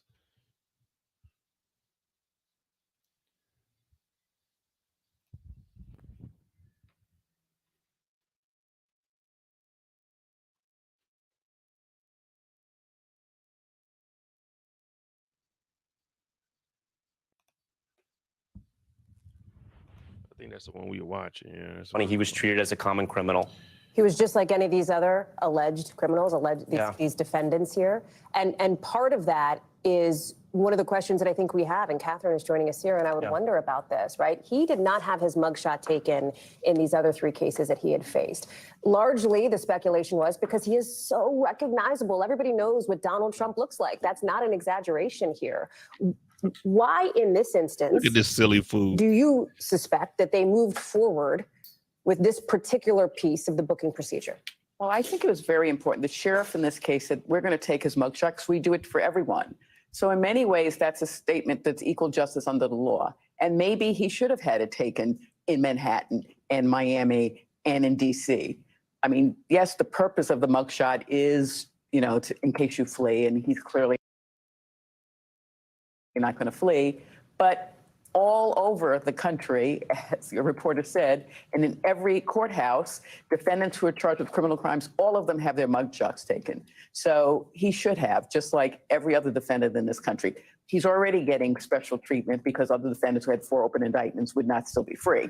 So that he has a mugshot is, I think, a good statement in terms of equal justice. Guys, do we still have Hogan and Amisha Cross? Are they still with us? Okay, I want to put them both up if we can. Hogan, I want to start with you. This is somebody you worked for. This is somebody you believed in. This is somebody who, for the rest of your life, your name will be associated with him. It's somebody who you still have a relationship with. Hogan, when you see this mugshot, what do you think? Yeah, look, I think I was hoping he would smile. He didn't. I think, as I said in the previous segment, it looks like this is going to be something that will be on every literal coffee mug, on every T-shirt. They'll probably mark it and brand it and use it to raise money off of. It is a symbol to the right of the weaponization of government against the chief political rival of the sitting president of the United States. It will be used by the left to say, how could you support somebody who has been indicted and here's his mugshot? So I understand the gravity of the moment here. All right, man. They didn't got Donald. That's pretty much the end of it. Let me see if anybody else got something. Let me see something. That's 11 alive. They don't know nothing.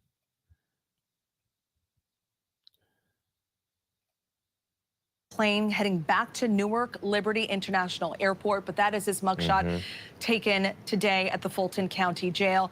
John, let's talk about this mugshot and how his team may possibly use this to fundraise. And here's the bigger question, though. Will it even work? Well, actually, Stephanie, I'm going to take that in a bit of a different direction because, as you well know, I've covered Donald Trump for ABC News for nearly a decade. And that image, seeing Donald Trump, to the obvious viewer, Donald Trump is very clearly angry. But when I saw the image just a couple moments ago, it reminded me of Donald Trump's book cover that he released in 2015. The book was titled, I believe, Crippled America. And I remember saying to Trump, after seeing the cover, I said, gee, you really look angry. And they said, well, they told me to arch my brows, to look angry, just to stare down the camera. That's that Donald Trump that we see right now. And that's not Donald Trump posing for a book cover. That is Donald Trump legitimately angry about where he is right now, and feeds in, Stephanie, to everything I have been hearing in the last couple of days, that Donald Trump has been raging about this indictment, raging against DA Fani Willis, raging about what could possibly happen, because as we know, these are severe charges, and many other people, as we've been reporting here on ABC, concerned about what will happen because of so many people indicted with him. And as one aide said to me, if one flips against us, we have a gigantic problem. But to go back to your question earlier about what he's going to do with it, copy, paste, print. They're going to put this on every possible campaign T-shirt, hat, any mug, you name it. I would wait for the moments until a fundraising email comes out with this mugshot. And the one thing that we do need to recognize, there's Donald Trump bravado that everybody sees, and there's Donald Trump personal. People you don't see. Obviously, we all have that, right? Our public face, our private face. Though Donald Trump is going to go out there and say, look at this, can you believe it? Not a bad shot, etc. This is not a photo that Donald Trump personally is loving right now, Stephanie. So you don't think this was an intentional pose? Because when we look at the other mugshots, John, I'm sure you've seen the other ones of the other co-defendants. Some are smiling, some are neutral. This seems, I mean, you could see that he's angry, but do you think this was somewhat intentional, given the fact that he may use this photo in on products as he moves toward in his campaign? You know, I try to get in Donald Trump's head. That is a dark art. I definitely do try to do it. That's what I'm paid to do most times here at ABC. Donald but, out here wilding out. Donald Trump has definitely been angry about it for sure. Donald out here wilding out. They said he's in there raging, man. Can you imagine hearing Trump getting mad? This shit's for real. This ain't no play. There ain't no protectors in place for him this time. It's about to get real out here. Like I said, man, I don't care what your belief is. Republican, Democrat, I don't give a damn about none of that, man. Wrong is wrong, and this nigga been wrong many times. And like I said earlier, it only takes one person to flip, and they got 19 people. They got 19 people. Rudy's already doing proffers for other cases for was it Jack Eastman or John Eastman? I'm gonna show y'all what he did. Hold on real quick.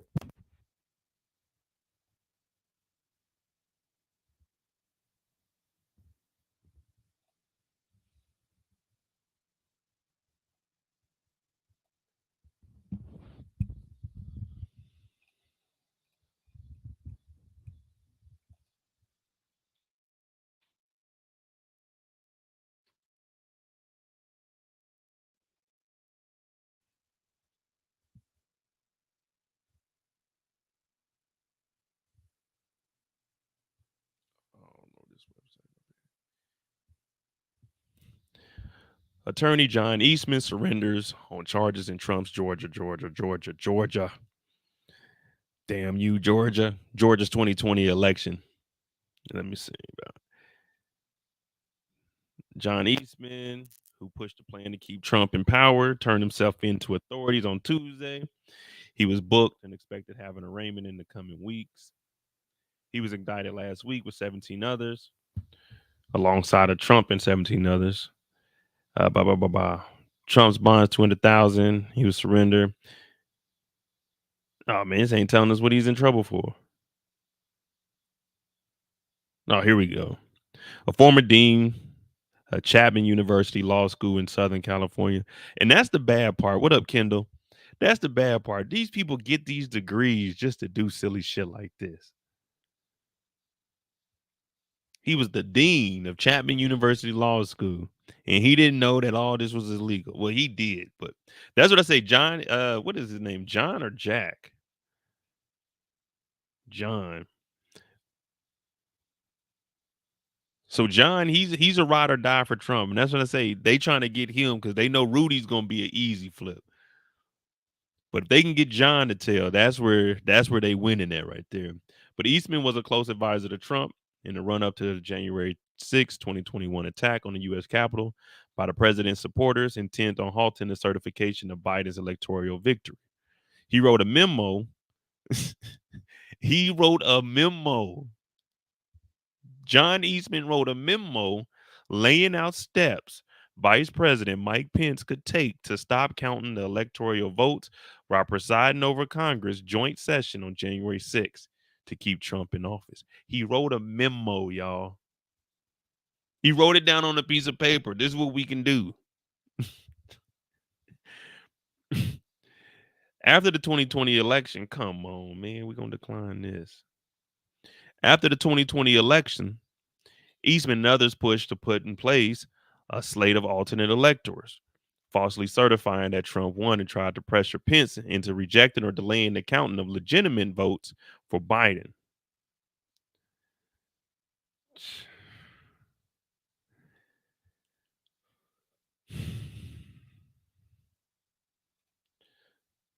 So this is how the fake electors are tied in so we can understand fully of what Mr. Eastman did.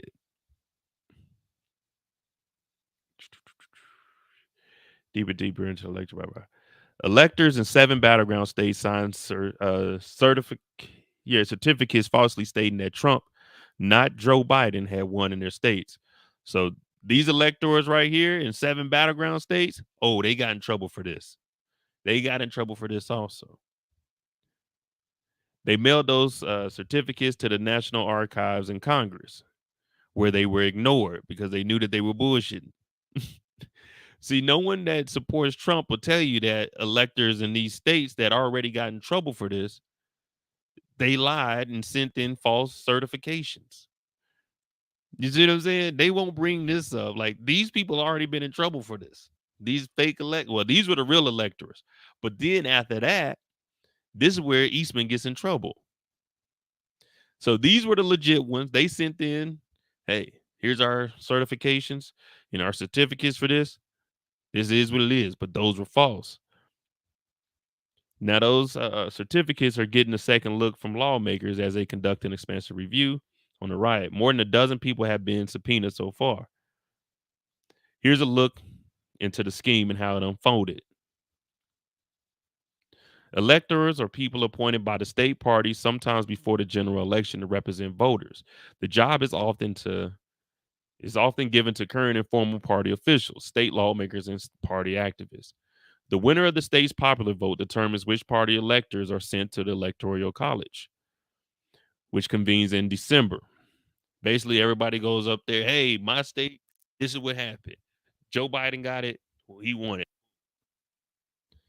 There's very little guidance in the Constitution about qualifications of electors, except that it can not be no senator or representative person. So no, no one in Congress holding office. After the Civil War amendments, okay, we don't care about that. There are 538 electors, matching the U.S. number of senators and representatives, and everybody has their own little governance. Once chosen to be elected, members gather in their respective state capitals on the first Monday after the second Wednesday. What?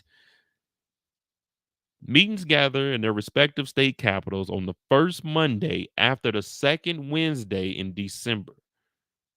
Okay, so 2 weeks in December, 2 Wednesdays in December, and then that Monday we meet.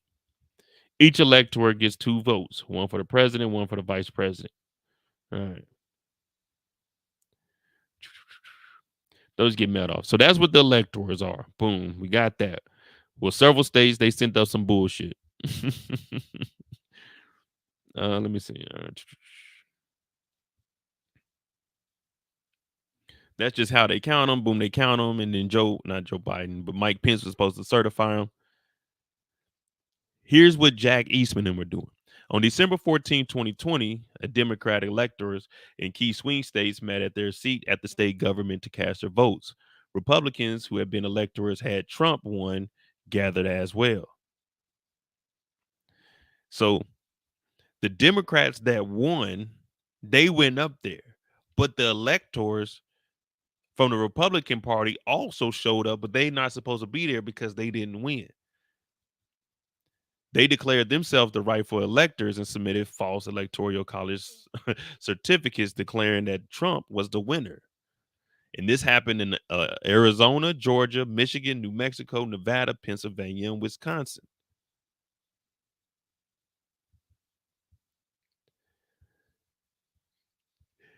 So they went up there knowing they lost. And they say, hey, Arizona, he won. Georgia, he won. Michigan, he won. New Mexico, Nevada. They all went up there, but they lost.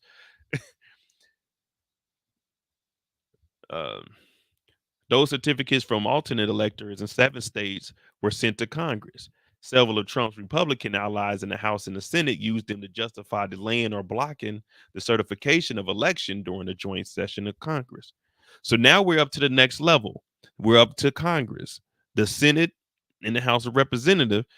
What they're doing is taking all of these false electors from those 8 states, 9 states, and saying, hey, delay the election, delay it. You can't certify it yet. These right here need to be investigated a little bit more in depth because we're saying that he won. So we're like, all right, that's cool. That's normal. That happens. You can get your recounts and everything.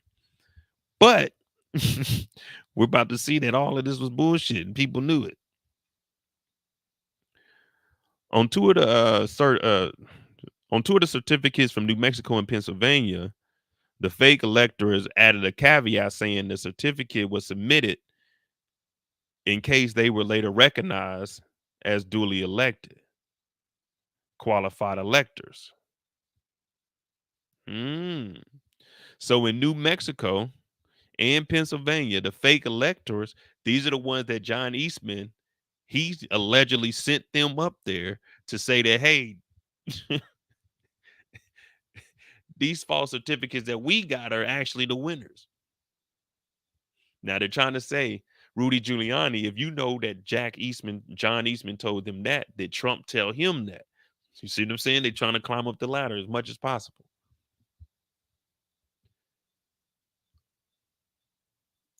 Yeah, they would be submitted and they'd be qualified electors. That would only have been possible if Trump had won any of the several dozen legal challenges he filed weeks later. Instead, he lost them all. See, so they would have, you know what I'm saying? They would have took those into consideration, but he lost all of his legal challenges. So he's been losing for a while, but they just sweep all these L's up under the rug and act like we not paying attention and knowing that he's losing. But the lies about the election fraud from the former president and his allies ended up having a grave consequence beyond electoral college certification, fueling the deadly insurrection on the Capitol building that day. All right, well, basically that's just saying we get back to John Eastman, boom. The Bell's bondsman, Scott Hall, who was accused of participating in the breach of the election equipment in rural Coffee County, Georgia, also turned himself into Fulton County on Tuesday. There was a lot of motherfuckers getting turned in. I mean, this ain't talking about nothing.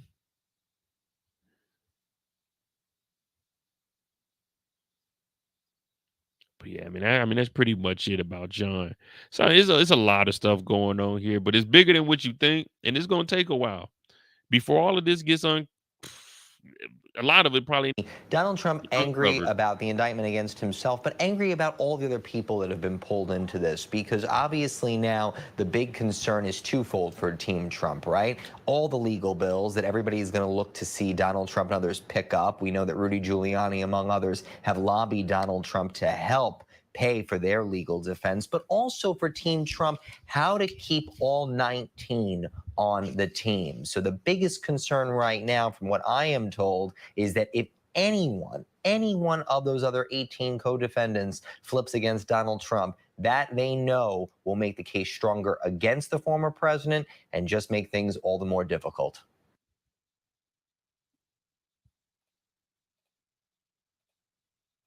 Right? All the legal bills that everybody is going to look to see Donald Trump and others pick up. We know that Rudy Giuliani, among others, have lobbied Donald Trump to help pay for their legal defense, but also for Team Rudy Trump, ain't messing how him. to keep all 19 on the team. So the biggest Rudy concern is right not now, about from to what hold it I am down for him told, if he ain't is helping that with the if legal fees. any one of those I other just got to look at 18 all the people they co-defendants got. flips. All right. So we got Harrison Floyd. If you haven't heard about Harrison Floyd, he body slammed the FBI agent. He body slammed the FBI agent, asked him, "Who the fuck do you think you are?" And then went chest to chest with him.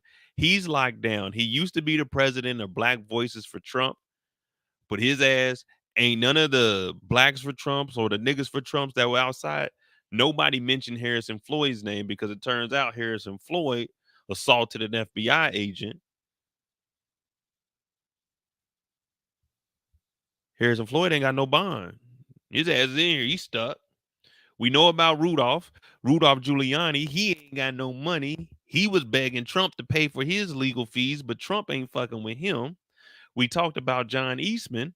Now his big thing is pause is the whole electoral fraud, but how close is he really to everything that happened on January 6th? We know about Mark Meadows. He went ahead and turned himself in today because that warrant was going to be released for him tomorrow. I really don't know much about these other ones. Well, I heard of David Schaefer. Yeah. So, yeah, the whole Harrison Floyd story, the reason he doesn't have a bond, I mean, his bond would have been ridiculous. And he made those threats to Rudy Freeman. Well, Ruby Freeman, not Rudy. My bad. I apologize. Up in the top right, second from the end, she looks like she's at a picnic. Again, the message she's sending to the general public is that I don't take these charges seriously. But I'll tell you what, as a prosecutor, I'm not necessarily going to use Jenna Ellis's photograph in the closing argument. I guess I'm going to have to because of everybody else. If I'm going to use them, but hers in particular is troubling. The Trump mugshot, that's a terrible picture. I'm sure he's trying to show the United States that he's not afraid of these charges, that he's angry, and that he's ready to fight. And that actually plays into this case. You've got kind of two different cases going on anytime you're going after a high profile individual with a big reputation. The first case is the case that's going on in the court of public opinion. And that's really what Donald Trump cares about. That's what these high profile defendants care about. They want the general public to think of them as somebody who is being railroaded, somebody who's being unfairly targeted. And so a mugshot like that says to the general public, I'm being railroaded, I'm being targeted, but I'm going to fight back. The other mugshots, though, say that, oops, didn't need me to stop. Oh, no, I'm sorry. We're seeing the president. But with regard to the other mugshots as well, when you're smiling, says you don't take it seriously, but that's good for trial. So the second trial that's going on outside the court of public opinion is the trial that's going on in the actual courtroom itself. And so when I did. Why Donnie ain't got the American flag pinned? I guess he's saying this is un-American. Come on, Trump. And in this case, Donald Trump's mugshot shows somebody that looks like the head of a crime family. Now, we're going to see motions coming up from the defense side they're going to move to keep those mugshots out of evidence. And we're going to see a hearing about it. But my opinion is, since they're wearing clothes, normal street clothes, as opposed to being dressed like prisoners, those mugshots are going to come in. They'll probably remove from the top corner where you see the sheriff's department's logo. That'll be redacted. But you're going to see those mugshots back at trial. And so Jenna Ellis is smart here if she wants to win the case. Donald Trump, that's going to hurt him at trial, but it's probably going to help him in the court of public opinion. And we'll certainly find out if those comments that he made before he boarded his plane will help him or hurt him. See, that's the thing, man. The court of public opinion, that I mean, it's good. Like if you're going in there and you fighting a civil case, but once you get in them, once you get in behind them doors, and it's a case like this, and it's a RICO, public opinion don't mean nothing. They getting down to the facts. They ain't playing around with you on these charges here. I mean, look at Donnie's mugshot, man. That ain't the Trump that I know, man. They kept telling me that Trump is supposed to be king or something like that. I thought Trump was gonna be in here smiling. I thought he was gonna, you know what I'm saying? Just this is nothing, you know what I'm saying? He was talking about Fonnie. Why he ain't mention Fonnie? I thought last week or the week before he said she was like doing some wild stuff. Why he ain't doing that tough talking now? Everybody keep telling me that, man, this dude, man, he gangster. Why he ain't say nothing? Why he go in there and take that mugshot? He should have had them, if he was gangster, he should have had them issue an arrest warrant and come and get him from the crib. Wait, he turned himself in? No, not Donnie. You can't tell me that Donnie, not President Trump. No, no, not Mr. He could end the war with just a phone call. Not Mr. Not Mr. The war against Ukraine. It would be over with right now. Not Mr. Trump. Not him. Not him bowing to a DA, a state DA at that. Oh, nah, ain't no way. This can't be the Donald Trump that was president. This can't be Mr. 45. Because people keep telling me online, Mo, you tripping, man.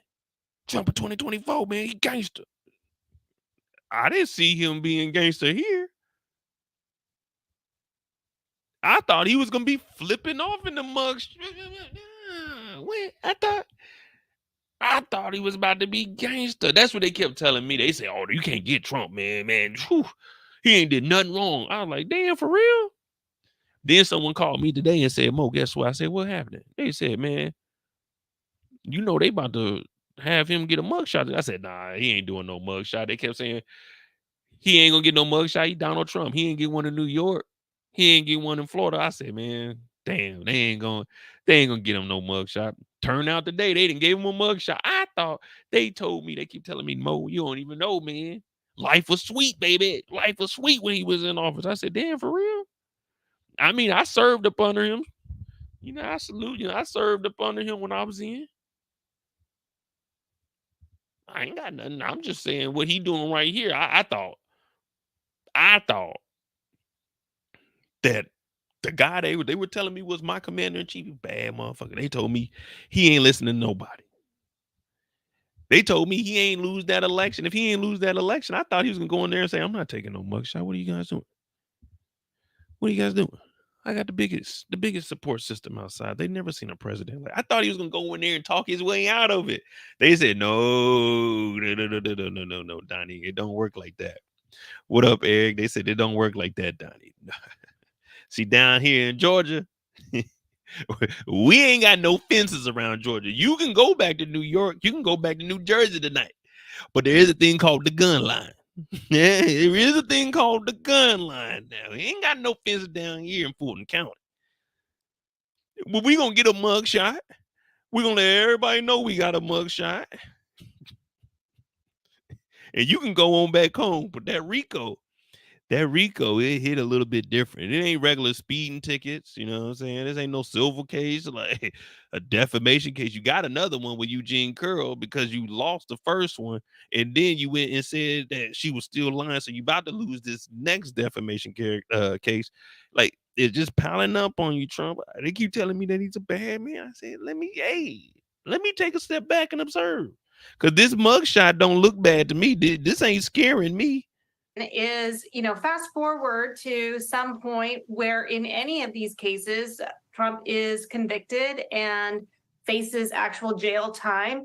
He is entitled to Secret Service protection for the rest of his life. That's a statutory benefit that he gets unless he had been convicted in impeachment and removed, he would have lost that. But obviously that didn't happen.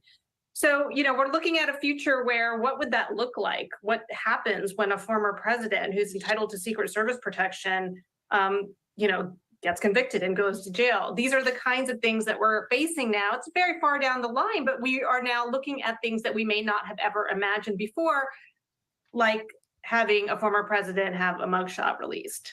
And today has certainly been historic. No president, former or current president, has ever been indicted. Here we saw the former president there going to a jail, getting his mugshot, indicted for the fourth time. What does all of this mean for the rule of law, specifically when it comes to elections? as the former president tends to. Yeah, I think there's two sides to this, right? I mean, one is that it's frankly tragic that this is what it's come And to. you know me, man. I ain't biased or nothing. There's two sides to it, just like they were about to say. I mean, this is gonna do good for him as far as like his supporters. They gonna be on it, man. I ain't gonna lie to you. Supporters, they gonna be behind this and they gonna support it. But he can spend it. He can make some money. He can take care of all of his lawyer fees and legal fees. But it's not gonna end well for him. You know what I mean? I don't wish jail on nobody, but like he put himself in this situation. So whatever happens, happens. But it's so many different charges, 91 charges. Some of them are gonna stick. And all of these are all jail time charges. So you know what I'm saying? It ain't no like misdemeanors. All of these are gonna be felonies. It's 91 that he's facing. It's like 91 is 600 years, 640 years. So all these cases outside of the RICO, man, it's bad for him, man. But you know, I ain't got no sympathy for him because he put himself in this situation. He thought he was really like that. He had a good 4-year run. He had this pandemic run. Shit, but man, I'm telling you, this is about to be worse. You were better off getting a PPP loan than doing what Trump did. You were better off getting you a $3 to $5 million PPP loan.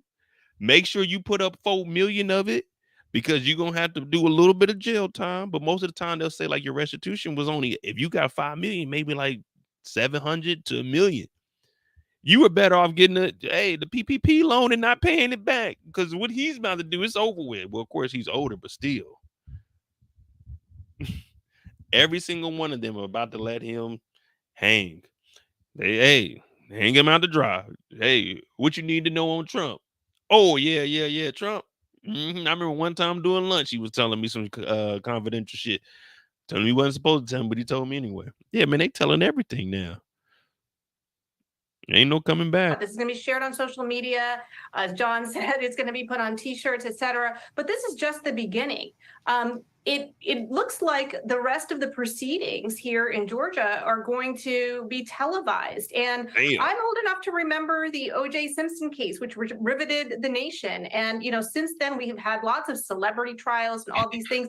Basically, once you televise something, everyone becomes a juror in a way. Everyone gets to see what is being presented. They get to come to their own judgments, and it can't be filtered through, it's not just filtered through court pictures and reporters. They get to make their conclusions for themselves. And I think that's incredibly powerful. And it will be something that makes, I think, this case very different than the ones that we've seen so far. And as you said, this is just the beginning. There's still so much more to unfold within this process. Asha, thank you so much. It bears repeating just how much of a historic moment we witnessed today, and just how it'll impact the race for the presidency in 2024 is anyone's guess. We'll take a look at what else is at play on the campaign trail when we come back. There is still much more to get to here on Prime. A car slams into a Man, don't nobody care about that car slamming into nothing. The crime, police say it was involved in before the crash. But next, the new details in the mystery plane. Oh, yeah, and Putin got rid of old boy, man, that old commander over there. But, yeah, man, it's about to be ugly, man. If they say that's going to be televised, man, they about to be on Trump's head, man. It was, like I said, it was a good run, but let me see what they talking about on Twitter. Over on X.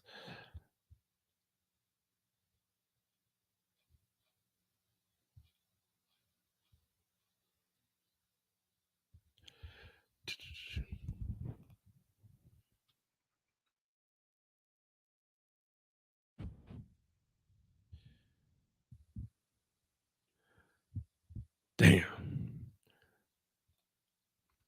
I wonder when they went, be real, when they brought Trump in there, I guarantee they probably went and told the inmates to be quiet. Hey, y'all gonna shut up today. You know what I mean? Y'all gonna shut up today. What do you think happened? Because they said that the whole jail was put on lockdown. No one coming in, no one going out as long as Trump was in there. And I mean, that's typical procedure. But do you think that the niggas in the cells were going crazy? Donald. You know what I mean? I wonder how it was on the inside of there. Nah, I don't want to go in there, but I just want to know where they, you know what I'm saying, were they in there yelling, acting the damn fool because Trump was in there?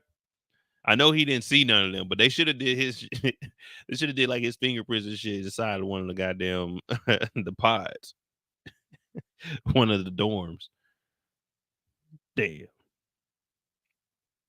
Trump was in there with Young Thug, man. Ain't that some shit? That's something you would have never expected in 2023. Trump and Young Thug, two Ricos. One was a president of the streets and one was a president of a nation. Both of them went down for some nonsense that started way back before they were even in power. Mm-mm. Well, one thing I can say is don't do drugs and don't do crimes, people. Stay out of jail, man. I wouldn't recommend it for anybody, okay? I wouldn't recommend it for anybody. Let me see what they talking about. Dog, this picture is funny, man.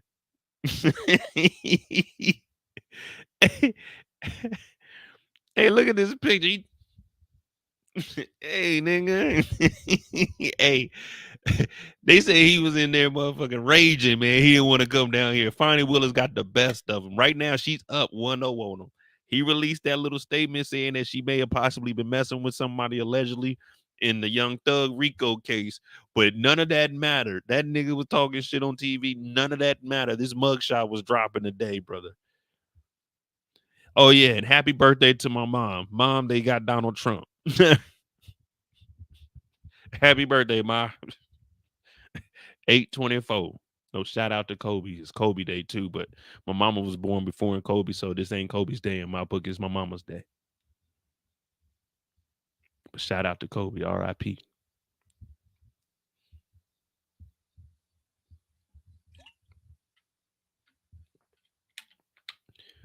Oh man. But Donald Trump, he think he's slick, man. He think he's slick. He done went and got Gunna's lawyer, and we just know what Gunna did. Gunna, I'm gonna tell. Trump don't understand. Hey, you were at the top of the food chain. I hate to tell you this, but you don't have anyone to tell on. Even John Eastman can tell on you. Because no matter what, they can just say, man, he was the president. I had to do what the president told me to. I was scared. Man, it's over with. It's over with. And like they said, if one person turns, it's pretty much a wrap. Because all that shit's going to go right back up to the top. To none other than Donnie.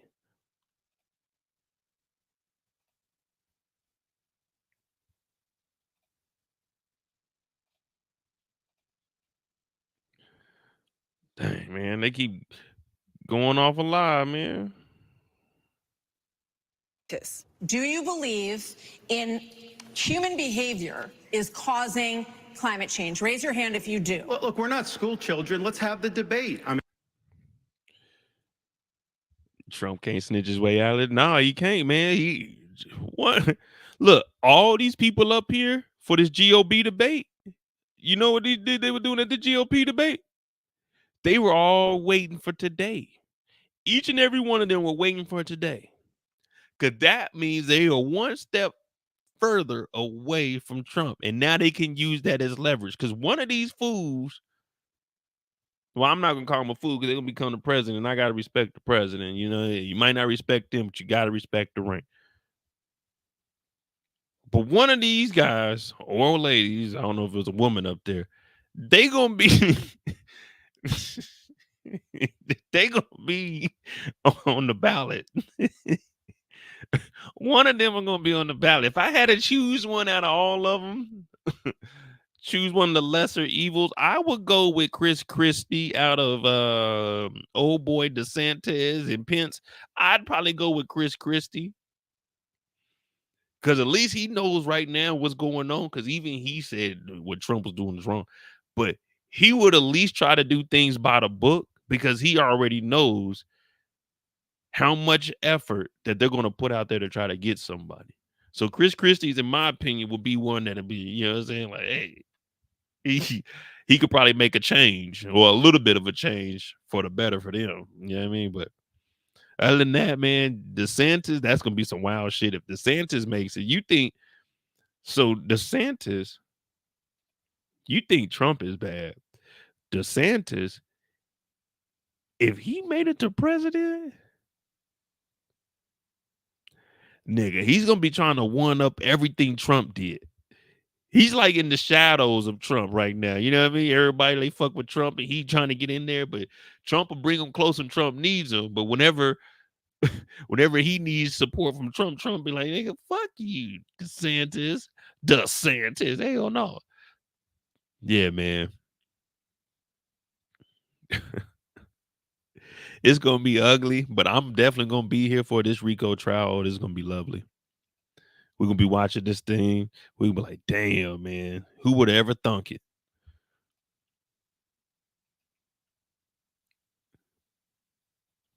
Then I don't even remember his name, but if you remember, like a month ago, 2 months ago, the general was about to overthrow Russia because he didn't like what Putin was doing. His plane crashed. So they saying that Putin maybe allegedly did something to it because he was, you know what I'm saying, about to rebel. So it's a lot of stuff going on in the world, man. And I really prefer this over movies and stuff because it's real life. And I just like to know what the hell going on.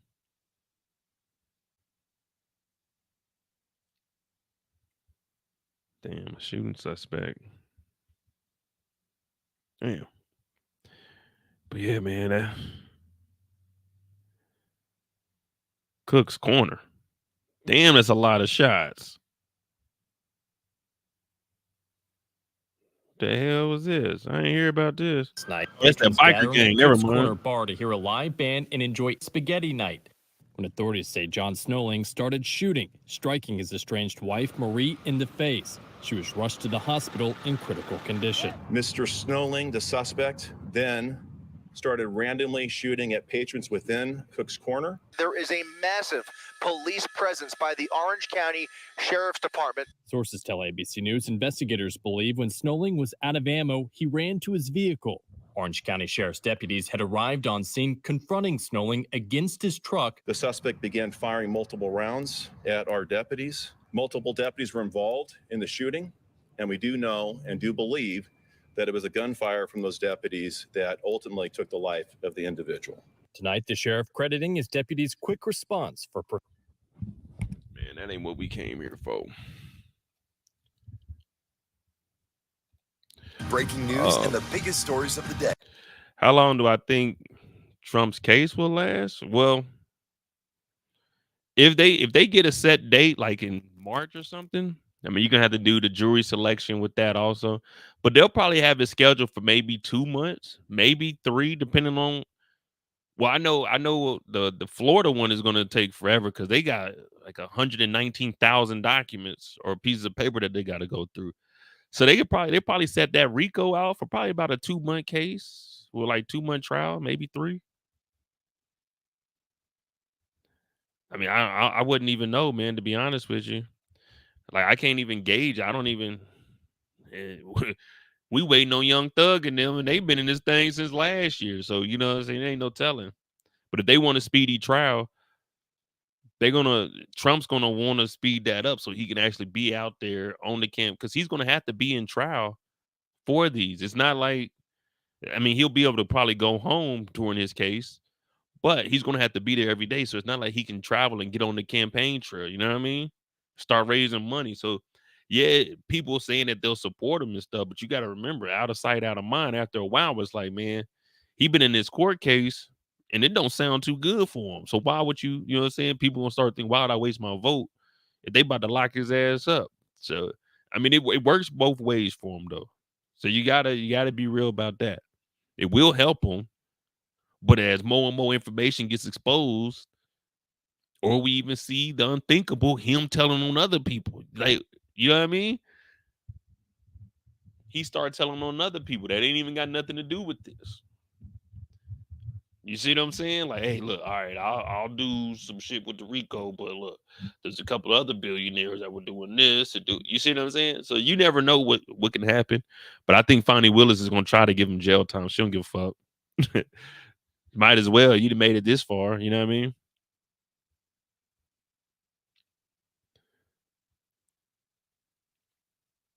Well, I'm just saying for the RICO, Michael Moore, I think the RICO will probably it probably won't be as long and drawn out as the documents. You know what I mean? Because this is just the RICO for the election fraud. Like, you know what I mean?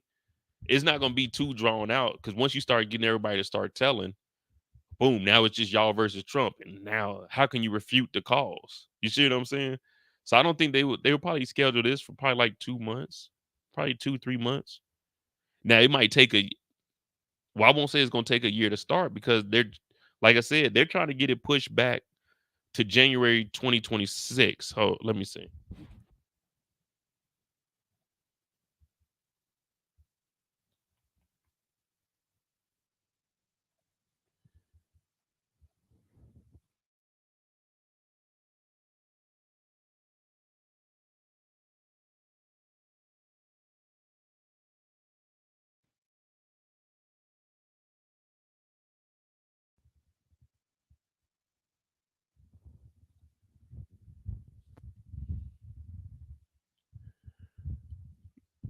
Now it might not be a speedy trial, but check this out, Mike. Trump's lawyers asked to push back federal election subversion trial to April 2026.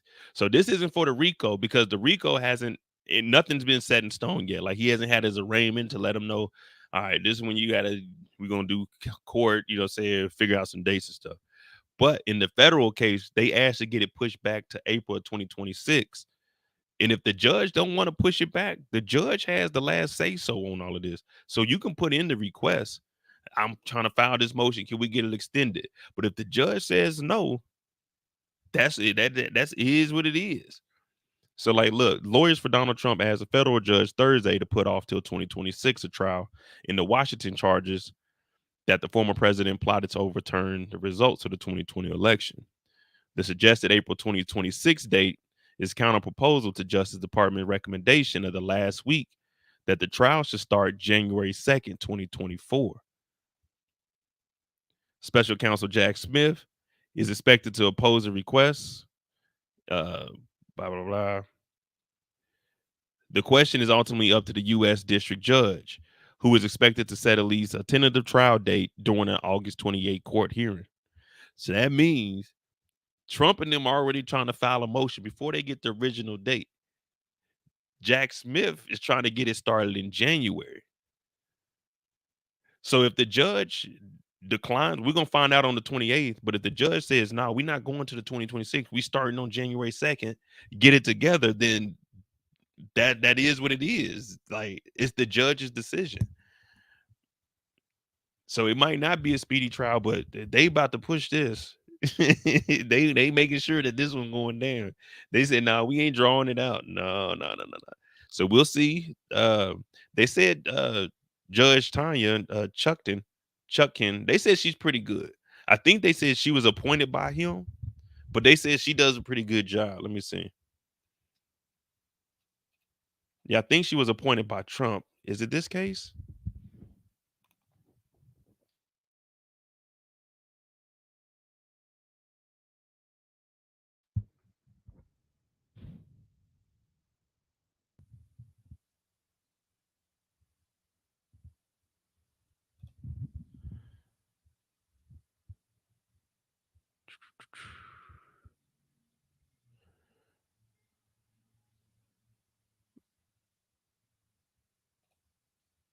Is it her? I don't know. Let me see what she's appointed by.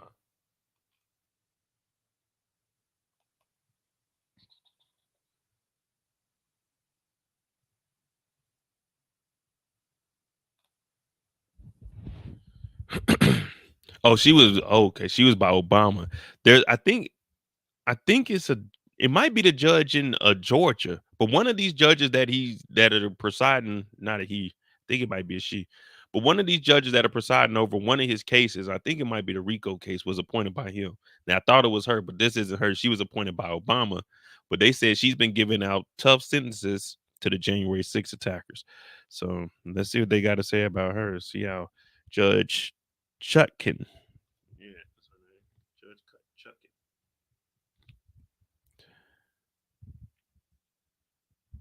You already know they're gonna be on her. They, oh man, she was appointed by Trump, man. I mean, by Obama. When Judge Chutkan presides over a new criminal case against Trump, it won't be her first time tangling with the former president and his lawyers. In fact, the U.S. district judge, already dealt the ex-president one of the most significant legal blows of his lifetime, triggering perhaps the greatest doge of evidence about his bid for to subvert the 2020 election, a scheme for which he now stands charged with serious crimes. Oh, Eric, you think it's the one in D.C.? Yeah, I knew it was one of them that was hired, or well, not hired, but appointed by Trump. I just couldn't remember which one. I mean, there's so many damn judges on this.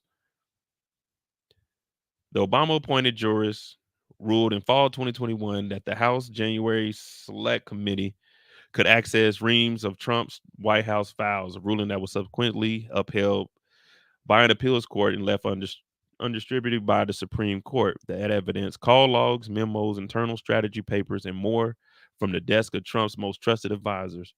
I told you, man, this paper trail. And she already been on the case, so she already knows what's going on. Now, she can't be biased or anything, but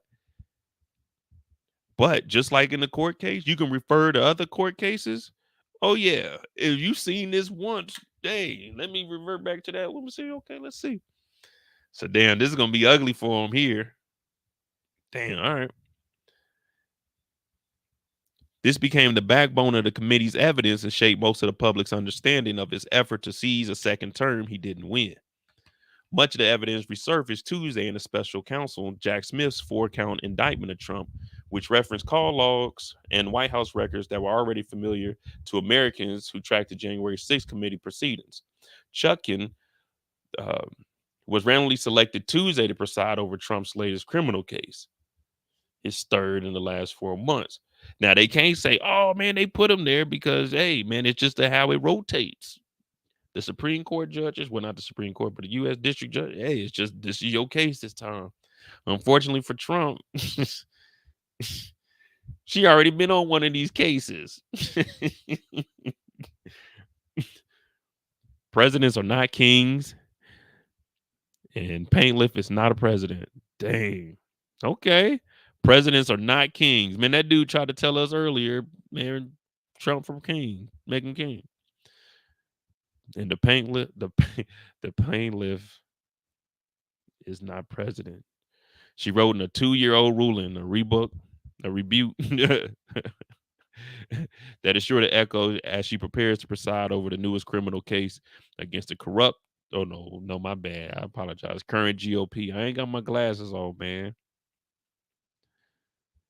Oh, she was born in Kingston, Jamaican.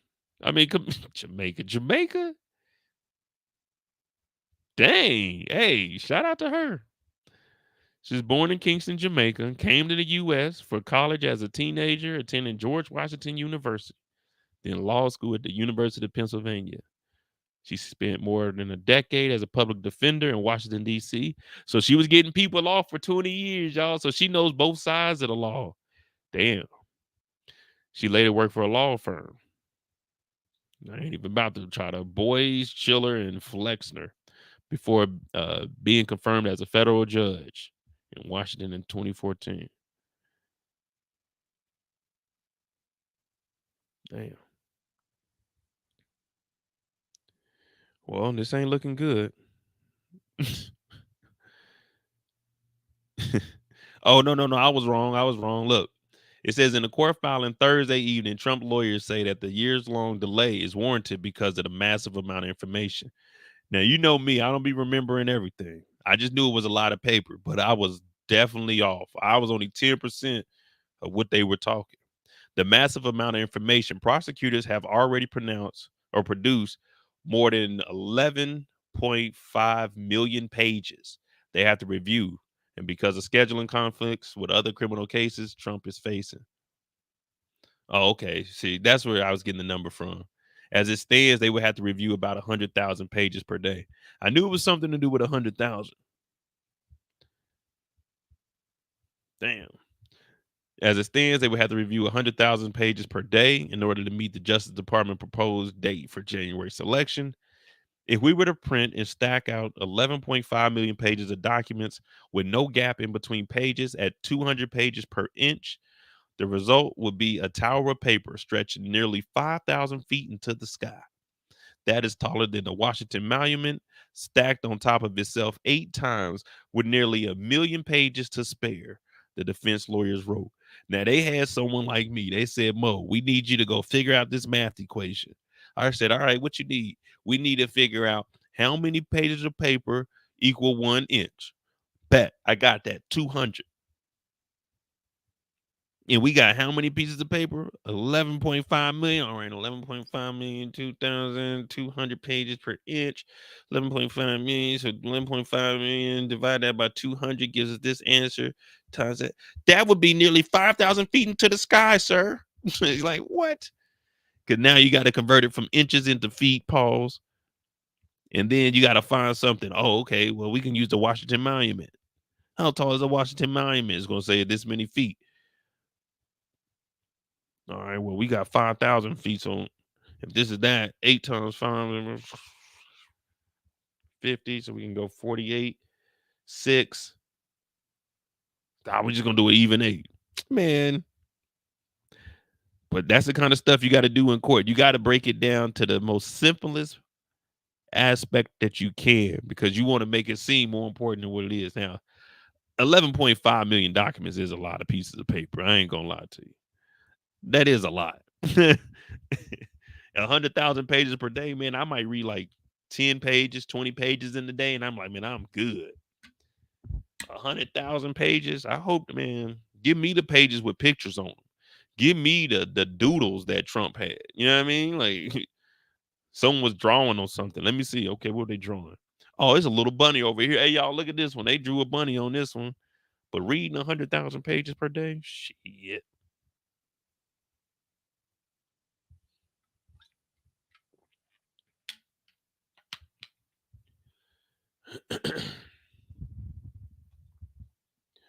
But man, that's really all that's going on, man. Like, oh yeah, Argentina is bad down there, man. Inflation is going crazy. Died in a helicopter crash in 20. Oh man, no, not tonight, man. Not tonight. Yeah, man, you gotta give me the pages with the pictures on it. You know what I mean? I'm not about, man, 100,000 pages. How many pages? All right, we got to do 100,000 pages per day. How many pages do you honestly think you're gonna read in one day? Be honest. You at work right now. They say we got to do 100,000 pages, and it's. Let me see. Let me get a reasonable amount of people.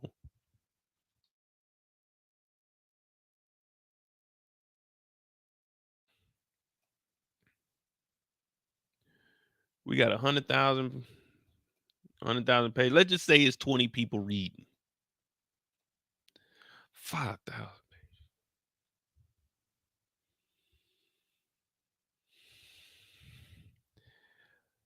5,000 pages. That means, let me just say, let's 5,000 pages. We're gonna divide by 8-hour day. We're gonna do an 8-hour day. That's all we're gonna do. A little 8-hour day. Ain't nothing. We ain't putting in no overtime yet, are we? 625 pages an hour. Who they think we are? The fastest reader that was on that it was one of them Africans Got Talent. That nigga said done. Man, we're not gonna get any valuable information if you want me to read 625 pages an hour.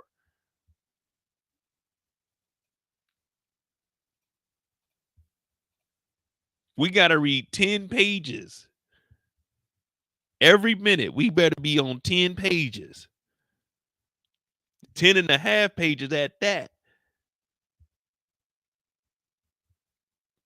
We only working 8-hour shifts, y'all. We not getting overtime for this. We not getting overtime. We already know Trump barely paying lawyers now. What do you mean overtime? There ain't no overtime. 10 pages in a minute. God damn. It take me a minute to read the first sentence. What did it say up here? In a court filing Thursday evening, Trump's lawyers say the years-long delay is warranted because of the massive amount of information. All right, let me write that down. That sounds important. Massive information. Prosecutors have already produced more than 11.5 million pages. All right, let me write that out. 1 comma 0 0 0. What is that? 11. Okay, that's 11,000. I got to do another set of zeros. Comma. No, wait. Scratch that, because I forgot the 5. 1 comma. What they say? 1 comma 500 comma 0 0 0. That what? Tens, hundreds, millions. So 115. Okay. 0.0. No, this isn't money. Okay, here we go. It said that we had 11.5 million pages. Man, you know what, man, a minute, I can't read 10 pages in a minute, man. It just took me 10 minutes to read a paragraph. You over there licking your fingers, going through each piece of paper, man. You can't keep up with no 10 pages an hour. So I understand, but they trying to get it pushed back. Like, this number sounds good, but they're trying to get it pushed back 3 years. They're trying to get it pushed back to April 2026.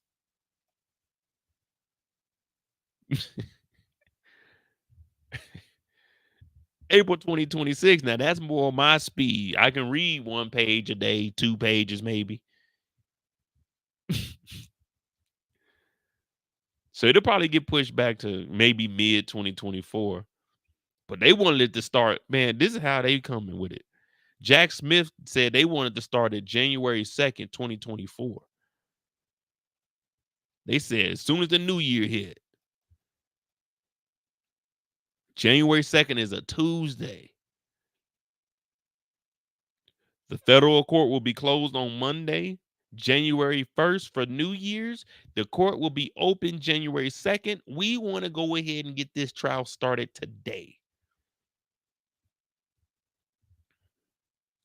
Michael Moore, there's no time to reread. Once you read that page, it's over with. You better know everything on there. You got 1 minute. 1 minute to read 10 pages in order to meet this deadline of 625 pages a day.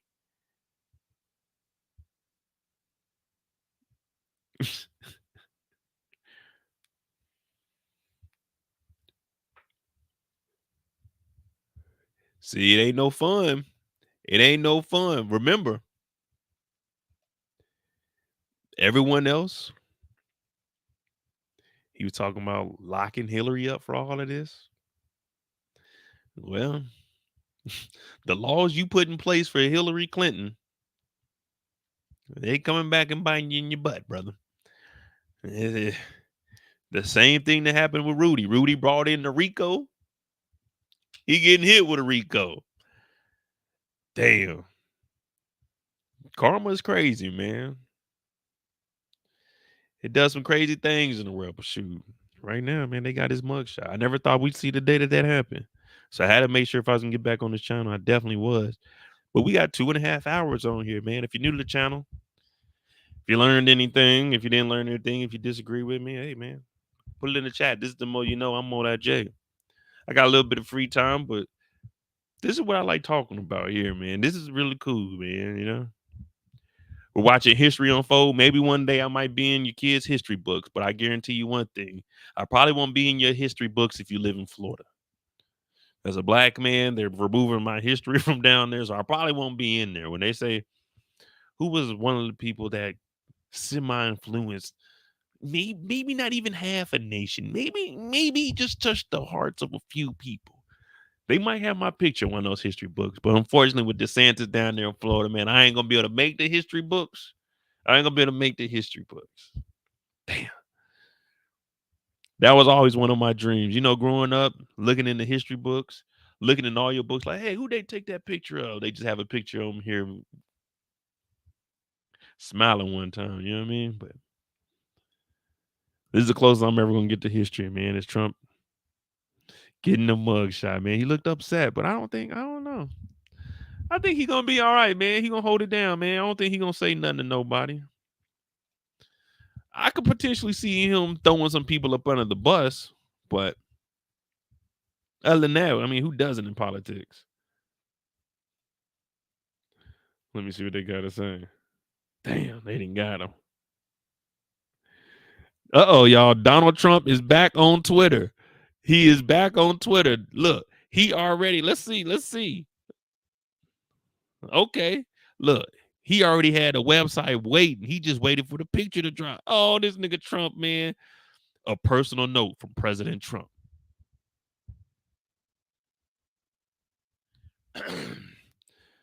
Today. All right, come on. Hey, this dude. All right, here we go. Trump, make America great again, 2024. A personal note from President Donald J. Trump. Today, people, at the notoriously violent jail in Fulton County, Georgia, I was arrested despite having committed no crime. The American people know what's going on. That means you and I. What has taken place is a travesty of the justice and election interference. The left wants to intimidate you out of voting for a political outsider who puts American people first. But today, I walked into the lion's den with one simple message on behalf of our entire movement. I will never surrender our mission to save America. I said, uh-oh. Trump came out the gate firing. But today, I walked into the lion's den with one simple message on behalf of our entire movement. I will never surrender our mission to save America. If you are doing poorly due to the sinister people in control of our country right now, don't even think about donating. If you are doing poorly due to the sinister people in control of our country right now, don't even think about donating. But if you can, if you're doing poorly due to the sinister people in control of our country right now, don't even think about donating. But if you can, please make a contribution to evict crooked Joe Biden from the White House and save America during this dark chapter in our nation's history. Thank you and God bless you. If you don't get the fuck out of here with this bullshit, man, this nigga is different. He tried to throw shots at him too. He said, if you're doing poorly due to this sinister people, he's targeting who? The niggas for Trump. And they gonna fall for it. They gonna eat it up. And I've just showed y'all all the stuff that I was piecing together from different cases. And if I can piece this information together this easily, then what do you think the feds are gonna do? He said he would never surrender our mission to save America. Now, the mission to save America is going to cost you a pretty penny. $24, $47, $100, $250, $500, $1,000, $3,300, or you can do other. Let me go ahead and do other right now. Nigga. And you got to watch Trump, because on one of his websites, they were charging you monthly and you didn't even know about it because you didn't read the fine print. Your contribution will fully benefit Trump Save America Joint Fundraising Committee. Dog, he's using this for lawyer fees. This isn't for his campaign. This is for lawyer fees. I would like to cover the processing fee, so 100% of my donation goes to Trump Save America Joint Fundraising Committee. All right, here we go. This is us right here. Hardworking patriots like you are the backbone of our campaign to save America. Your sustained support ensures that we can compete with the Soros money. Oh, come on, man. The Soros money machine and remain on budget all the way up to election day. Make this monthly reoccurring donation. You see, he got it at the bottom. I just called him out on that too. Now, this is for the hardworking patriots. This is the hardworking patriots that are allegedly living poorly due to the sinister people in control. You see, if you're doing poorly due to the sinister people in control, don't donate. But down here it tells you if you're a hardworking patriot, that means the 9 to 5, the 12 to 12, the 6 to 6. If you're the hardworking patriot, why don't you just donate every month? You see, up here, he's telling you if you're doing poorly due to the sinister people in control, don't donate. But down here, he's telling you if you a hard worker, then donate.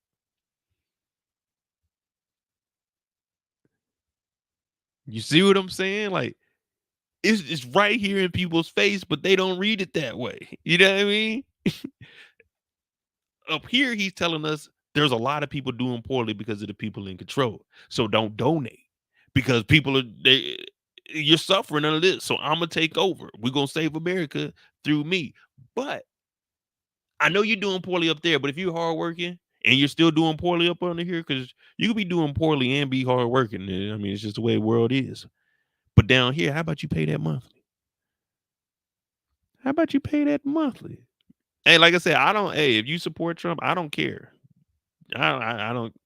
I don't get into all of that. I'm just here for the history aspect, and I'm just telling y'all what I'm reading right here. So, I mean, if you vote for Trump, cool. If you don't, cool. At the end of the day, don't make me no mind. Don't change me. Don't do nothing to me. Shit, I'm gonna be straight. Whoever the president, I'll be straight. or we got. Oh, we can tack this on top.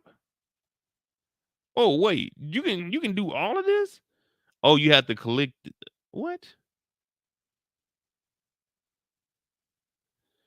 Well, this is kind of fishy here. Wait a minute. Okay, so if I click just this one, whatever I donate, I'm paying 100% of that. So I got other for 0. Good measures. So I got 0. That means I'm gonna pay 100% of 0. But if you do that, you can click this also. So if you accidentally click 3,300 and don't read the fine print, if you click 3,300, you're gonna be donating that monthly. You see what I'm saying? And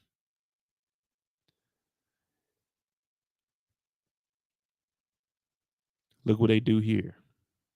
Watch this. We're going to go ahead and click this one also. There is no line the radical left will not cross. No, no low they will not stoop to. Crooked Joe and his accomplices have even unjustly indicted President Trump 4 times now, despite committing no crime. But with your support, we will counter their lies and witch hunt at every turn. Check this box to commit. Check this box to commit your early support to our end of the month fundraising blitz. Donate additional $0 automatic. Oh my goodness.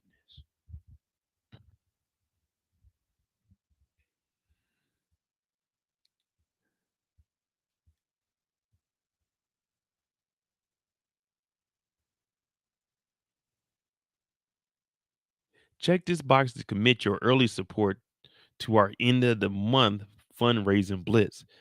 Do y'all? Yeah, I, I'm not the brightest.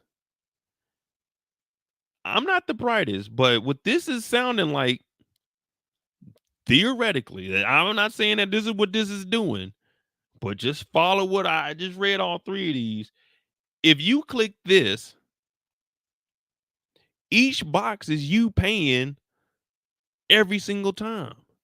If you click this, whatever you click up here is what you pay. So it says I'm gonna pay 100% of my donation goes to Trump. Let's say you did the $1,000, so we could just make the numbers even. Right now, you would pay $1,000. So you will pay $1,000 up front. Boom, $1,000. And you'll pay 100% of the processing fee. So you're paying $1,041. Now, if you click this next box, you're going to pay another $1,041 September 1st. Now, if you click this third box, you're going to pay another $1,000 at the end of the month.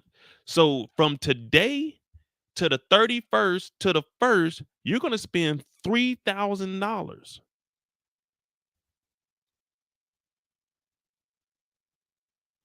You're going to pay your $1,000 today up front for this month. On the 31st is this box here that you click for the end of the month fundraising blitz. That means you're going to donate $1,000 on August 31st. September 1st, your first month is going to reoccur. So within these 2 weeks, you're going to give him $3,000. And if you do the 3,300, dog, that's $10,000. That'll be $10,000 in 2 weeks. And if you do, let's just say someone don't read these boxes or comprehend it correctly, they put $10,000 in here. They're going to be giving him $30,000 by September 1st. Look, it tells you right here at the end of the month, whatever you pay, if you click this last one, hey man, Trump, get this out of here. No matter how many vicious lies and attacks they throw our way, President Trump will never surrender our great country to the left's tyranny, my bad. But the Democrats will spend billions and billions of dollars to try to stop our movement. And we're counting on your support to finish what we started. Together, we will dismantle the deep state, win back the White House to save America in 2024. Please consider completing your contribution today. Thank you. My nigga, no. I'm bringing this shit down right here. Today, you're going to pay $2,000. If you pay $1,000 today, you enroll into the blitz, you're paying $2,000 today. And then on the 1st, you're paying another $1,000. So $3,000 within 2 weeks. What is today, the 24th? 7 days. $3,000 in 7 days.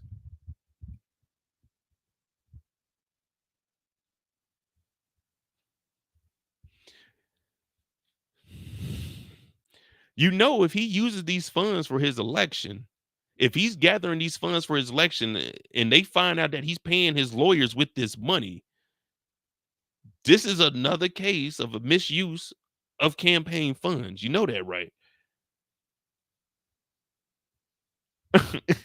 It's little stuff like this. He already got in trouble for this.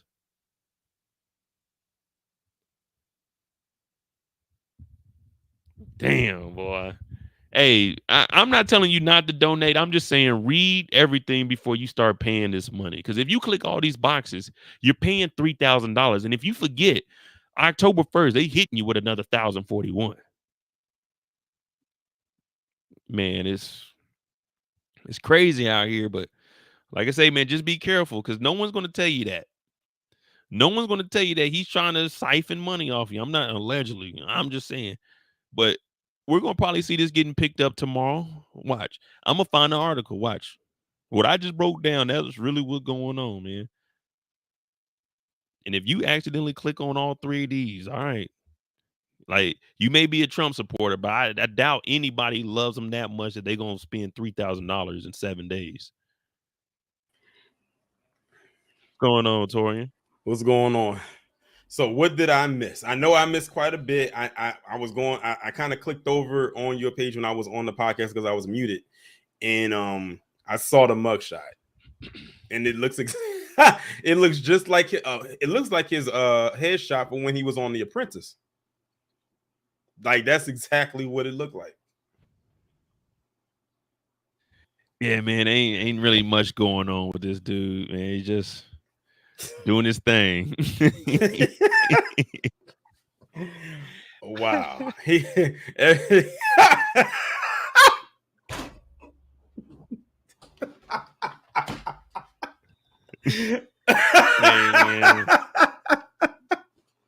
Wow. Got my boy Donnie, man. They got Donnie, man. This mugshot is priceless. That's a good profile picture right there. Oh my God. Wow, that is crazy. Man. Michael said a speedy trial. That's what I just try to point this stuff out. I don't want to ever see anybody get scammed, but I would just break it down. Did you hear the breakdown of this? If you sign up, yeah, I just came in. Yeah, if you sign up for one of these and you click all 3 of it, you're gonna pay that 3 times within 7 days. I bet you there's gonna be some people out there that's gonna pay it. Or I'm sure they've already started contributing by now. I'm certain of that. Yeah, because like watch this. It gives you the whole math. If we just do $1,000 and we click all 3 of these, look, you're gonna pay $1,000 monthly. So you're gonna pay your August month right now, $1,041. You're gonna pay this blitz right here, donate an additional $1,041 automatically August 31st for the fundraising blitz. So you're gonna pay the $1,000 now for the month of August. You're gonna pay right now for the monthly blitz at the end of the month, the 31st, and September 1st, you're gonna get charged $1,000 for your next monthly bill. Okay. And like I said, it's people out there that's gonna pay it. They're gonna do all 3 of them. They're gonna pay their $1,000 today, and they're gonna pay their $1,000 in a week. Like that's literally next week, a week from today. They're gonna pay it again. I might actually clip this, and put it up as a short of me reacting to that mugshot. That was too funny. That's a moment right there. Oh, look at this. He finessing the system. Trump Save America JFC is a joint funding committee on behalf of Donald J. Trump, the president 2024 Inc. And Save America. Joint fundraising proceeds shall all be allocated among the committees as follows. 90% of this money is going to go to Donald Trump for his president 2024. Incorporated. Yeah, they made sure to incorporate that so they can get that money. See, I'm telling you, like I said, he's a businessman. He's all about his money because anybody else probably wouldn't have did that. And only 10% is actually going to this fund right here. Now look, it's telling us we gonna donate all this money to the Trump. Look, 100% of my donation goes to Trump Save America Joint Fundraising Committee. But down here, it tells you only 10% is going to the Save America Committee. 10%. Yeah, and 90% is going to Donald Trump for President 2024 Inc. Save America is his own entity. You gotta love that good old American balance system, right? Don't you just love how balanced that is? 90-10. It's like literally even across the board. It's not like this. It's right here.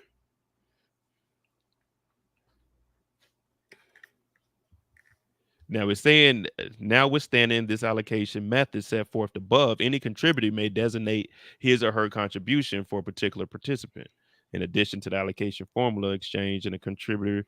Well, wait, it's telling us that we can decide if we want the money to go to either one, but let me see what I'm retired. Yeah, a lot of information now. They got that mugshot up there already. I would when like did to they create this? When did they create this website? This website it's been sitting there. They probably already had the domain and everything, and they were just waiting for the mugshot to put on there. Because it's all a rollout. Look at this. The only reason we found out about that, his first post back on Twitter is the mugshot to DonaldJTrump.com for the money. Wow.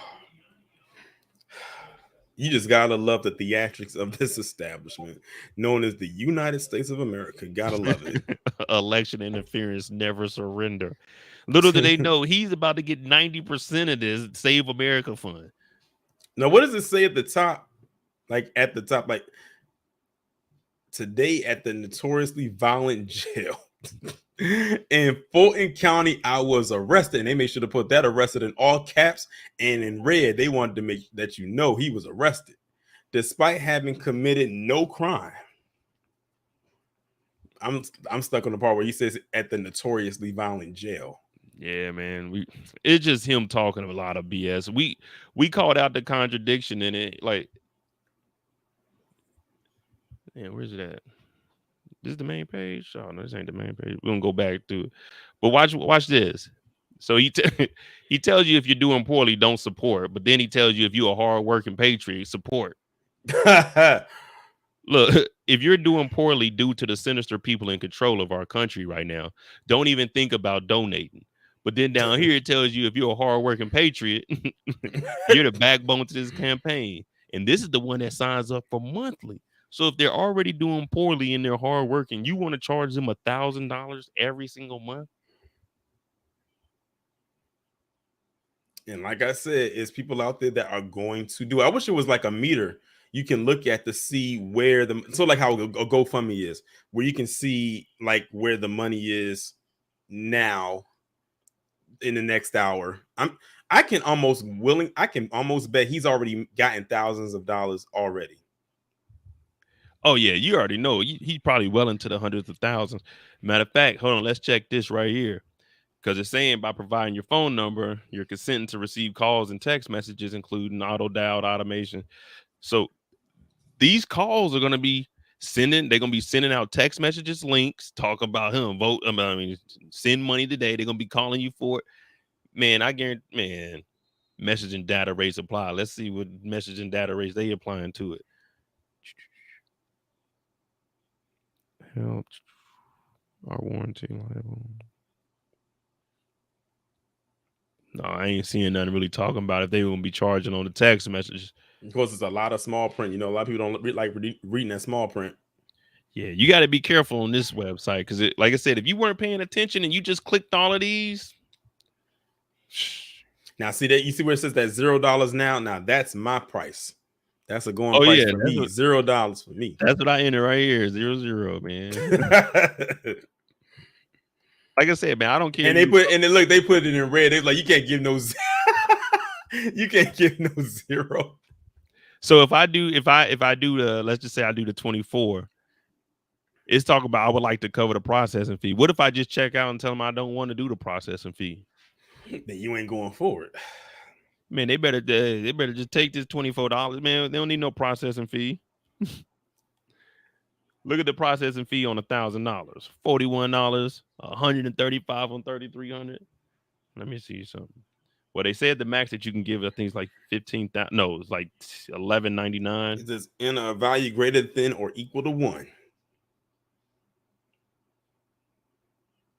Dang, 15,000. Be $615, and that processing fee ain't nothing. The processing fee is probably only like for $15,000. It probably is like $100 or $200. You know, man, it's wild, bro. This is where we live, man. Let's see what they got to say on Twitter, man.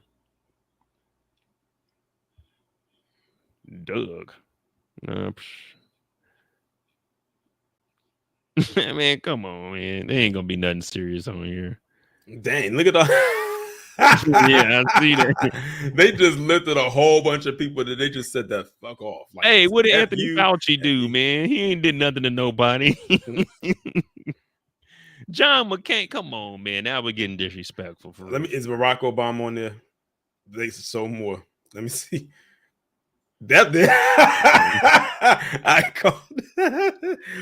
They said F. Justin Trudeau. He's the Prime Minister of Canada. Yeah, man. Whoever this is, he says Don Lemon. Wait a minute. He said Whoopi Goldberg. LeBron James. Man, who is what this? in the world? Who is? Lori Lightfoot. This president. What? Oh man, who am I forgetting?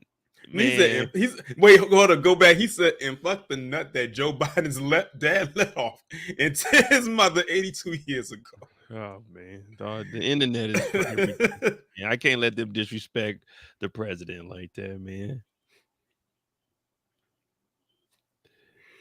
Damn, this is funny. So his last tweet was to all those who have asked. I will not be going into the inauguration on January 20th. 2 days after January 6th. His next tweet is this nigga's mugshot. Oh man. Damn, what a hell of a damn, what was that? January 2021? Yes, 2 days after January 6th. That was his last tweet until today when he posted that. This didn't age well. The 75 million great American patriots who voted for me, America first, and make America great again, will have a giant voice long into the future. They will not, I repeat, they will not be disrespected or treated unfairly in any way, shape, or form. Man, that 75 million wasn't enough to win, man. Wasn't it like 83 for old Sleepy Joe? Damn. Let me see what Joe got to say. He ain't posted anything since August. Well, I said August is this month. Yeah. Well, since August 20th. Yeah. I know this is trending all over X right now. I still got to get used to calling it X instead of calling it Twitter. What's the pressure cooker? Man, it better not be nothing. Oh, that ain't. Let me see, man. I'm trying to find something. Damn, they didn't already got a Twitter for it, right? They got almost 4,000 followers already for Trump's mugshot. Damn, I wonder if somebody got the Instagram now. Probably. You remember that the egg that went viral one year? Oh yeah, I forgot. Man, I forgot all about the egg until you said something. That was crazy. Like I said when I saw that, I said that's how you know we are fascinated by some low tier things such as a Twitter egg. Really? That's what got people to that actually trended. A Twitter egg. I'm still that mugshot. Oh my, like I said, I'm clipping this and I'm uploading it as a short and a reel. My goodness. And that's his Instagram account. I can almost imagine what they're saying under them comments. Yeah, I'm about to see what his story is probably going to be an audio of him saying donate. Different walks of life, but all have one thing in common. They want their country back. Parents who want to take back control of their children's education. Veterans tired of being kicked to the curb.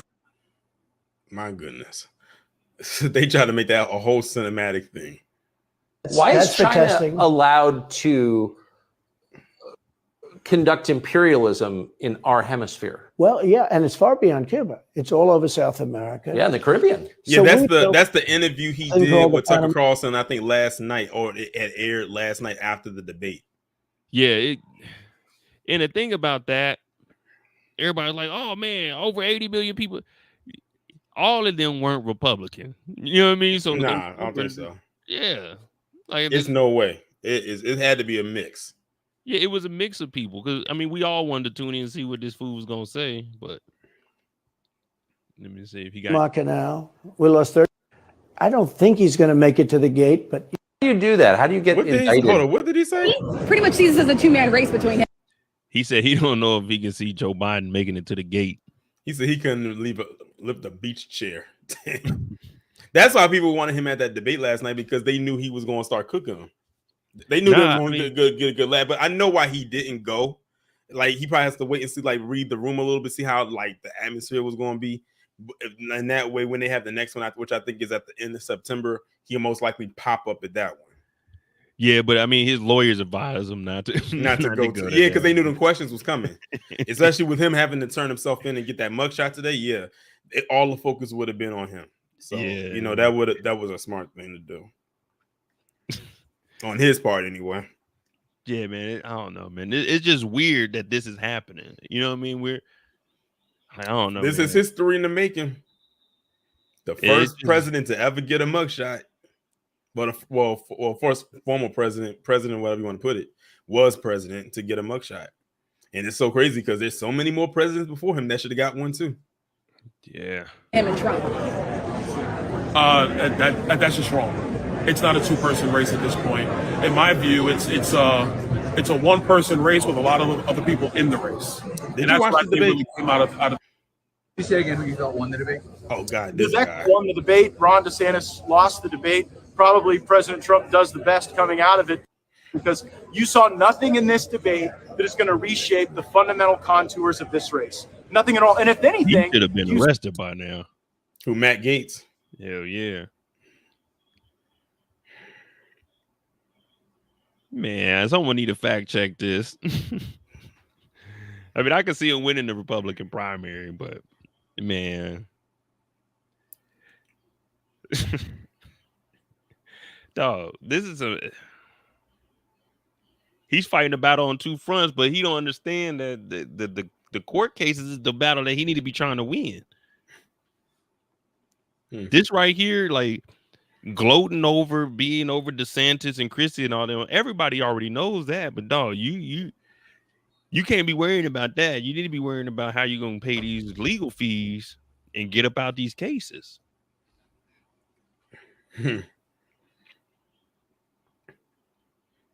And I don't even know where they get these polls from. Like when they start giving out these numbers, put a 1 in the chat if you ever voted on any of these polls, like throughout where are these polls even accessible at?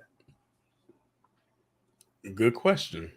You know, they always give us these polls 2 years out. This isn't who's in the lead. They always talking about 70% of Americans, 90% of Americans don't even know how to access these polls. Even like no one even really cares at this point. You know what I mean? I don't know, man. It's just I don't know. It just seems made up to me. I'm gonna find that out. That's my homework. Find out where do these polls, these mid-season polls, where are they at? How can we access them?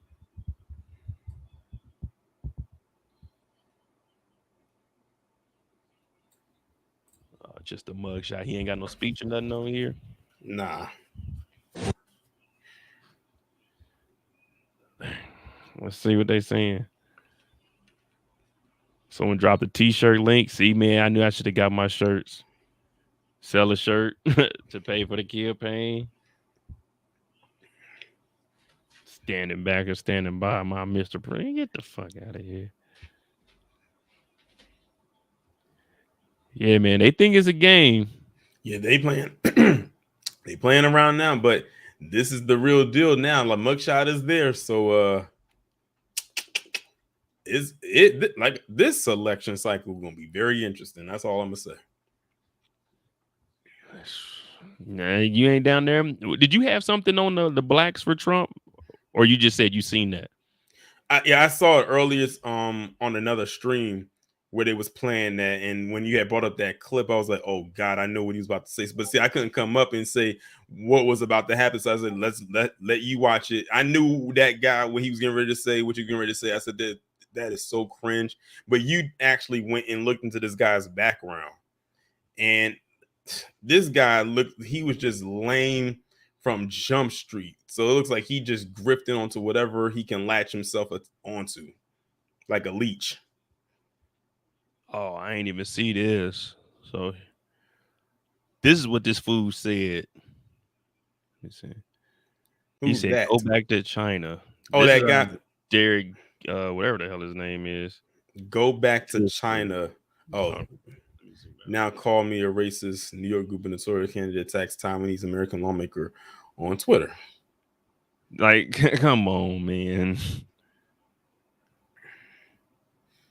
Yeah, see, he's one of them people that thinks that, you know, he's in, but he's not. As we can clearly see, he's outside. Yeah, ain't no one messing with him.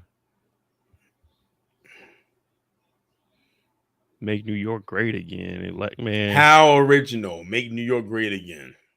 Okay. He thought he was gonna win governor. Yeah, no. I want to see what they said in the comments. I want to see what they said in the comments for that post that he know his governor post. I want to see what they said.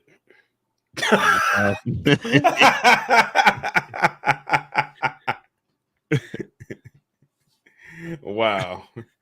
Then they told him he got to bring the cure for the C-19, HIV, and dozens of other diseases, and then maybe he can pass by the governorcy. Damn, Zach. Yeah, because I think that was at the time when what's his name? Andrew Cuomo, when he had to step down, and they needed to replace, they needed to fill that seat. And they were calling him a clown back in 2021. Right, like I would have too. Like, who is this dude? Like, what? Hey, come on, man. I would have too. Like, who is this? And they right there. He says, this Twitter account a joke. Wow. Hey, they right. Taiwan is not China. Right. Taiwan is definitely its own nation. Not, what? See? Exactly. So he tweeted that out. Yeah, man. It's just a lot of stuff, man. Yeah, you can't take fools like that seriously. And clearly the people on Twitter, they don't take them seriously either. Just by looking at that post. He said shirts are going on sale tomorrow. Man, it's about to be white folk and niggas for Trump shirts. Yeah, and that was a white guy that was in that video that said that when they asked him what was your name, and he said niggas for Trump, and that hand you saw, that was definitely a white guy who pointed at a shirt and said that.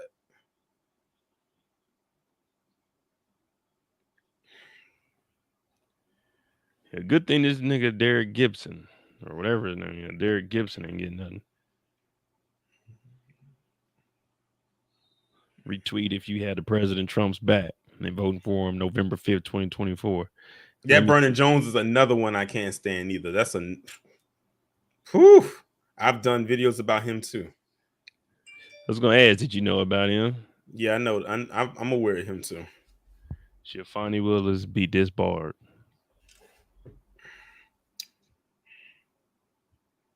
Save America. I'm like, y'all are doing all of this. What do y'all think y'all going to gain from this? Y'all not getting anything. What is this?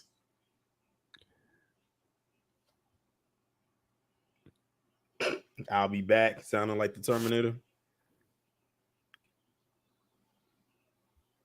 Hey, that's what I was saying, man. I was like, man, ain't no way he 6'3", 215, man. Trump is heavier than 215. Yeah. And he just trying to make that thing look good on the motherfucking yeah, on his record, man. Hell no. There's no way he's 215 at 6'3". It's no way. None. Like they're down at least about 40 pounds. Yeah, that's what I'm saying, man. Trump big, man. Pause. He ain't no 215. Damn, Rich. Donald fresh out of Fulton County, man. Ain't no one taking this serious. Damn. Them AI arts. He can't say, okay, Cynthia Porter.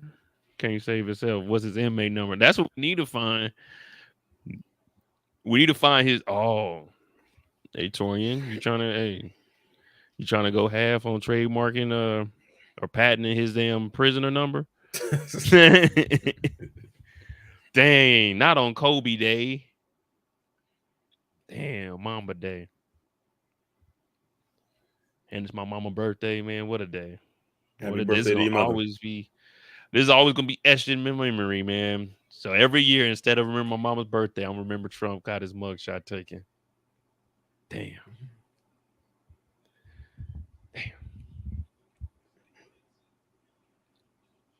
Yep, that's all, folks. I mean, he got that.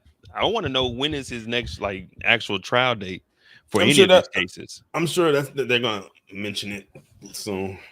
No, I mean for any of the cases that he has going on. I know they're gonna mention this one in a while, but yeah, because he has multiple cases, for different states.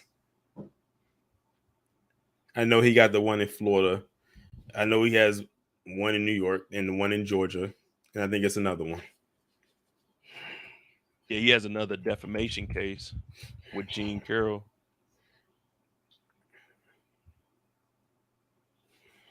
Man, it's a lot of money. So all this money that's coming in, that 90% that's going to him, yeah, he's about to be using that. He got to pay off Jean Carroll. She got $5 million from him. Now she about to get another case, which gonna probably be, since it's a second occurrence, it's probably gonna be like 7.5 this time, maybe 10. Mm-hmm. Man, it just keeps piling up for him. It keeps piling up, but I mean, I give him this. he has some loyal supporters. No matter what, they gonna Oh support. yeah, definitely. I'm not going. I have listen. I have no doubt that he has like one of the most loyal support bases that I think I've seen out of any political figure, probably since Barack Obama. And ironically, that's who he when he came in as president, whose spot he took after 2 terms. But I think they said it's only been one president in history that's won by a complete landslide, and that was Reagan back in like the early 80s. Like they said, his competition, I think he was going against Jimmy Carter for re-election, and he said he mopped the floor with Jimmy Carter. And they said there has not been a presidential race to look like that ever since. And I looked at them numbers, and I was completely shocked to see the margin he won by. And it was like, why even end the race? Y'all might as well have just given him the presidency. You think he gonna get his own private prison wing? You think that, Eric? I don't know, man. If he goes to jail, they gonna put him. Of course, he's gonna be in protective custody, but he gonna be out there with the people. He ain't gonna be nowhere near the other inmates for sure. Like I wouldn't be surprised they might give him his own wing. They would have to because he's a public figure. Man, I think he'll just be in the protective custody wing though, with like the non-violent offenders probably. Mm-hmm. Yeah, definitely. But yeah, he'll be. Let me see who are some of the. Because I mean, all the other crooked people that have been going to jail, they be in there. They just be off to their own.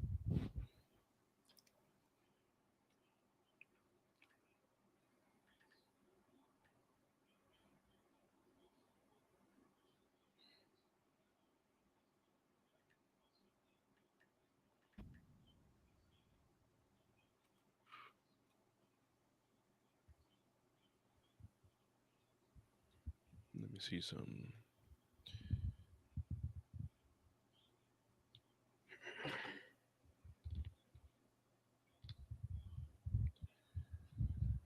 Let me see what some current ones were.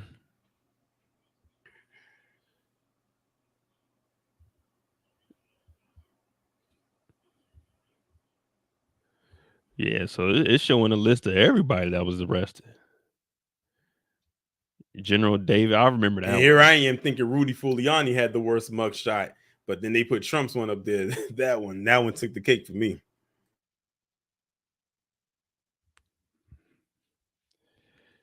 Yeah, like Steve Bannon was locked up. What's his name? The other dude that been telling all the information.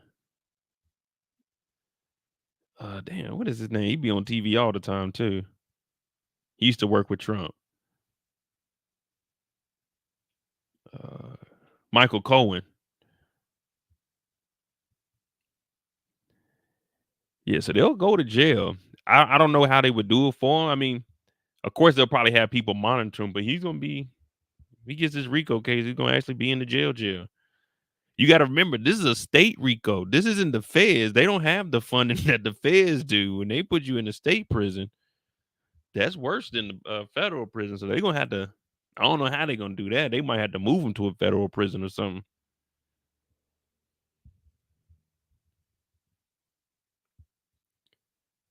Cause I know he ain't about to be on the yard with YSL.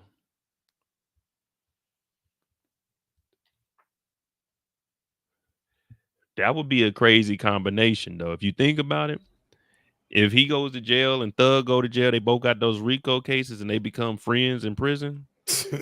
Hey, that would be a crazy story.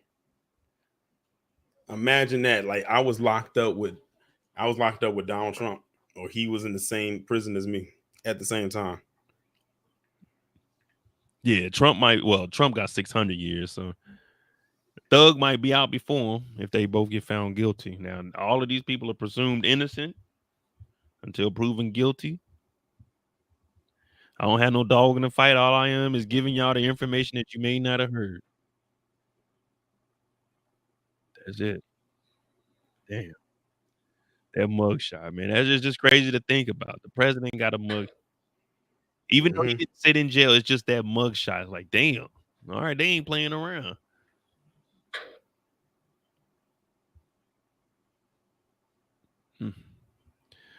Man, Trump ain't gonna be lifting no weights in there. He gonna be trying to do some golfing, but I don't think they got no golfing in there. Now we're going.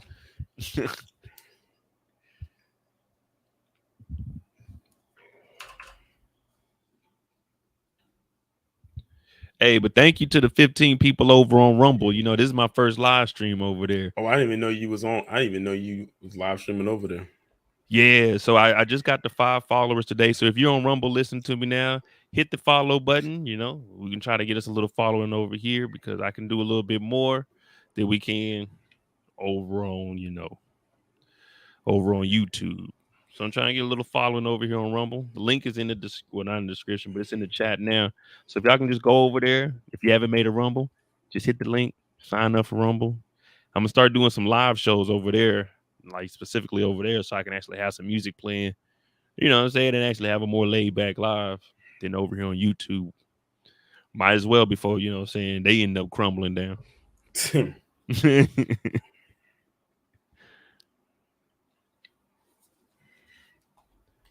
But yeah, hit that follow button if you're over here on Rumble listening to me. I mean, it's pretty much some free time now. I mean, I really only wanted to get on here to talk about Trump because, I mean, we got 3 hours out of that. Right. So that's pretty good. Let me see. YouTube.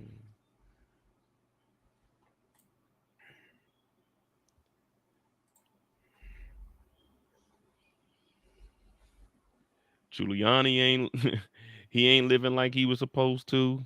I just can't see how they get that man been corrupt ever since he got into any political space. Like, I'm sure anybody from New York can definitely tell you how it was with him being the mayor when he was back in the 90s with stop and frisk. And you know that, well, if you know, you know. Man, he just always reminded me of the Penguin. I always call him a gargoyle. He reminds me of them gargoyles that you see in the movies when it be dark and raining, they be on the top of the church. Yeah, that's him. Like, that's my nickname for him is the gargoyle. Like I said, I was hoping you wasn't talking about the cartoon gargoyles. Definitely not the cartoon. I'm talking about like the actual gargoyles that be sitting on them big cathedrals. That's what he looked like. Remember that picture where that he had, I don't know if he had something in his hair and it was running down his face. That was so nasty looking. I don't know what that was. Man, it was just probably the dye in his hair. Yeah. That dye didn't dry up. It was still wet. And I guess it, like the light or whatever, caused it to fall down his face. He looked like he was melting.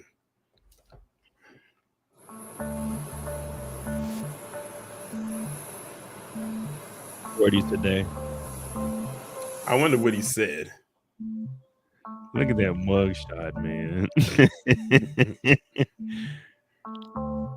Now that they've gotten the mugshot of Donald Trump, that means that they're eventually going to make the movie. They got the scandal. Well, they got one of the major scandals they wanted out of this. So now they're going to go ahead and make a movie. Hey, y'all think my dog Trump went in there and paid cash? What you think? You think he went to a bail bondsman or he just paid cash? He got the money. I'm sure he paid cash. Yeah, he just made that $200,000 back off of that damn DonaldJTrump.com. Well, you know them. They can't, unless his lawyer or somebody tells him not to disclose that information. You know, he'll probably get online and say, in one day I raised over $6 million. You know how he is. Mm-hmm. So I want to see how much he actually made off of this damn website. We made millions and millions of dollars. With Foster's bail bonds. A bonding agent at Foster's bail bonds in Lawrenceville, Georgia, confirms to NBC News that former President Donald Trump used their services to post his bond ahead of his arrest in Georgia Thursday.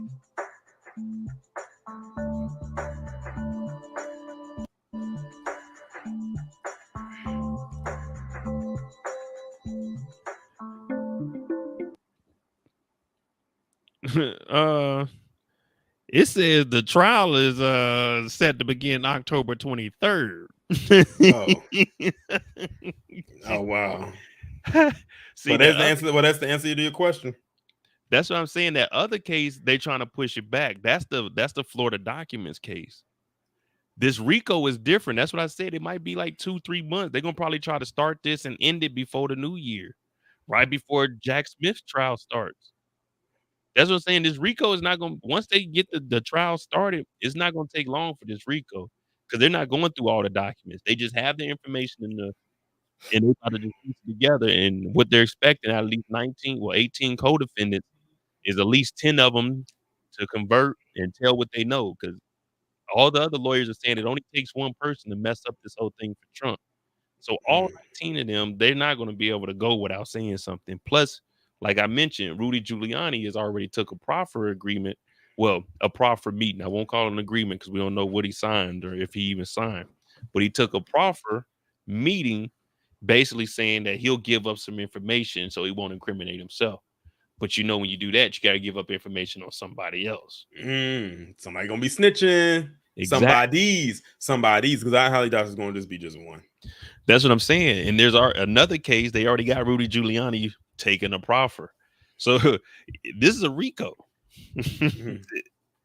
They're going to have they're going to be pleading out. They're going to have to plead out. Take a deal and tell what Trump told him to do. It's all going to look bad on him. Because, you know, he's not supporting any of them. As soon as he uses them, he loses them. Gonna, I'm gonna tell. Damn. Then they ain't gonna have no choice. What you doing? You telling them Trump and you just, you know what I'm saying, you being a loyal supporter. I have no dog in this fight, so I ain't gotta say nothing. I honestly wouldn't have done none of this. Right. Me neither. Like, look at what you're risking. You want me to go tell some people that were working on the voting machines to confess to a crime they didn't do? Man, I'm not going to talk to them about that. This just sounds fishy.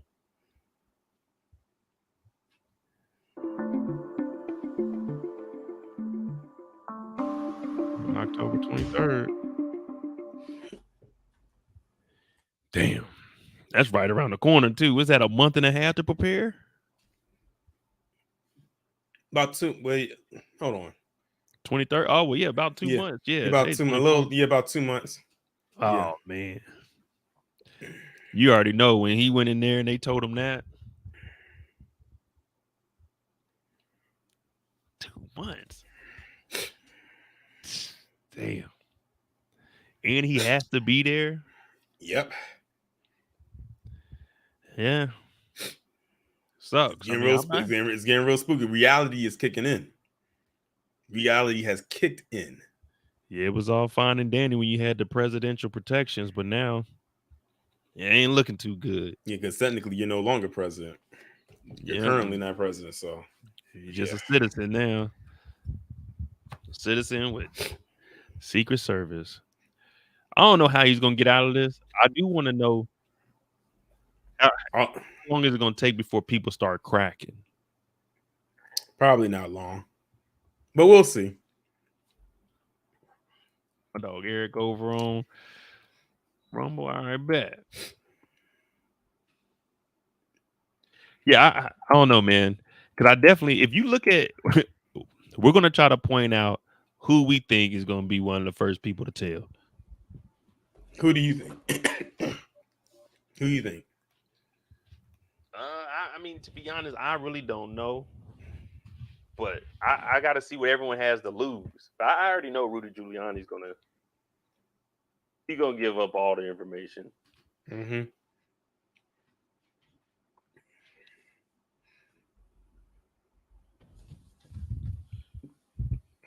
They have a picture all over. I think they do have all their mugshots up there. They got the last one they wanted or they needed today. Yeah, I was trying to find a. I mean, this will work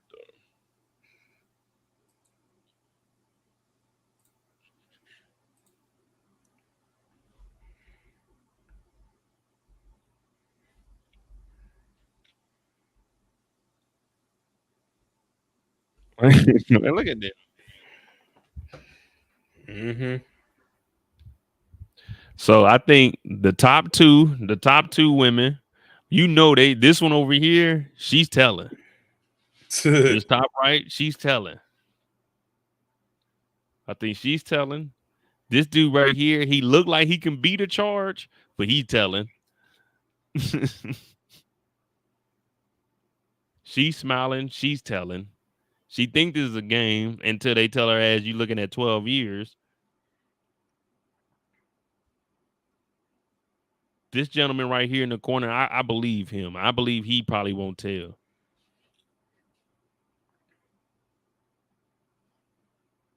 Mark Meadows, he's telling. Everybody knows. Everybody said they believe he's going to say something. Everybody. You know Mark Meadows is about to get in there and get the telling. He gonna sing like a canary. Rudy, we know he's saying something. Oh my God. I don't know who's worse between him and Mitch McConnell as far as cosmetically challenged. But I thought something was wrong with Mitch. So I'm gonna go with Rudy. His face scary, and so is his voice. My nickname for him is the ventriloquist dummy. He looks like Slappy from Goosebumps.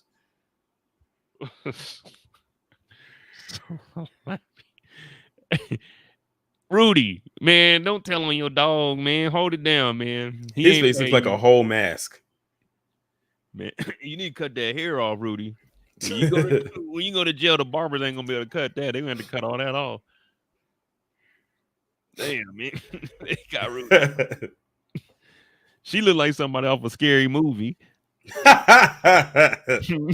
Like her mouth is gonna open up and you'll see like a lot of teeth. Like, she looked like a candlestick. You remember? Did you ever watch that movie Beetlejuice? Yeah. You remember when what was her name? When they turned into the monsters and she had that long mouth with the teeth? Oh yeah. That's what her mouth looked like. Damn. Trump's attorney. I wonder what she's charged for. Let me see what she's charged Known for. as the Kraken. Yes, now I remember who she is because her nickname, the Kraken. I forgot. I remember her now. They call her the Kraken. What a nickname. Because a Kraken is literally a sea monster. She gonna be trying to release the Kraken. She could be trying to say, man, that was client attorney privilege. I'm like, no, we ain't going for that.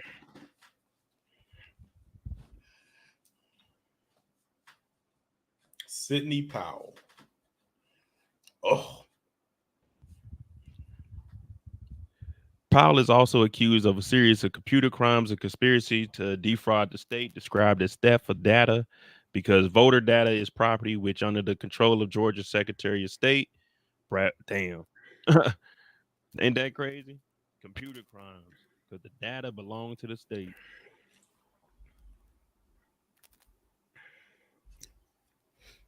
See, it's all the little stuff, man. They'll get you on the little stuff.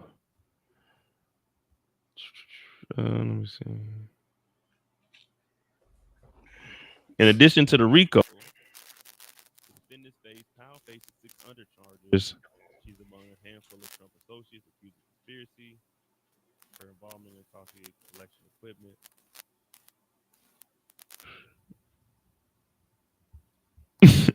After the 2020 election, Powell emerged as a key surrogate of Trump's false election fraud claims, vowing to release the Kraken of supposed That's where that nickname came wrongdoing. from.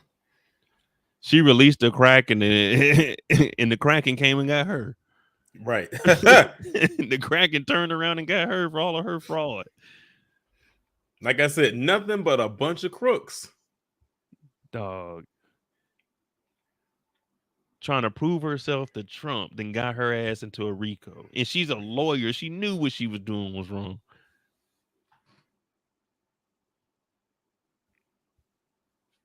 I'm gonna look on Twitter and see what they're talking about on there. I know they're probably going crazy over there right now. Man, that is wild. Yeah, so she's up and out of here. You know, she's going down. Kenneth Cheesebro, his ass, another attorney. What you didn't get into?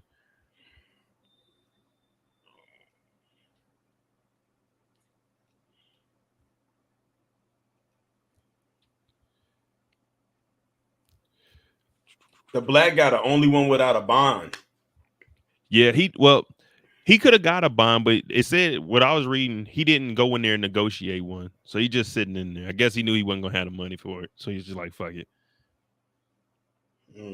But I'm thinking another thing is if he does that bond, the feds might come and get him for that body slamming of the agent. So it might just be best to just sitting here and let that take time. You know what I mean? I don't know. That's just, there could be something, but they said he ain't negotiate one. The only black guy. And you didn't see no niggas for Trump or blacks for Trump up front saying free Harrison Floyd.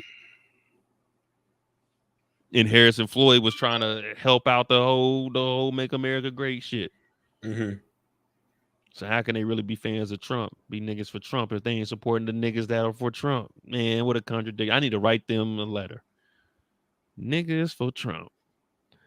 How are y'all niggas for Trump when you don't support the niggas for Trump that are locked up? Still stuck on that. And when they asked him what his name was, he said, "My name is Niggas for Trump."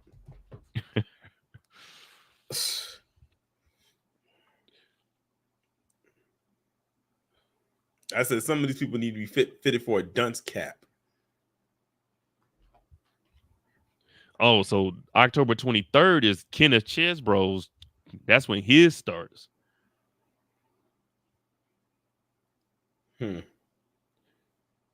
Yeah, so the judge has already scheduled the start of his trial. So that means that the judge is issuing these out this quickly and they just turn themselves in.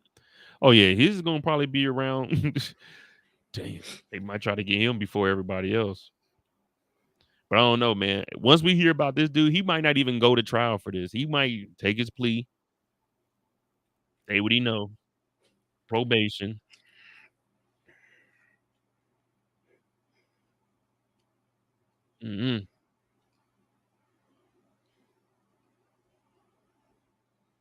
District Attorney Fonnie Willis will ask Judge Guy McAfee Thursday to schedule the trial for all 19 defendants on the So they trying them all together, not individually. Well, that makes sense.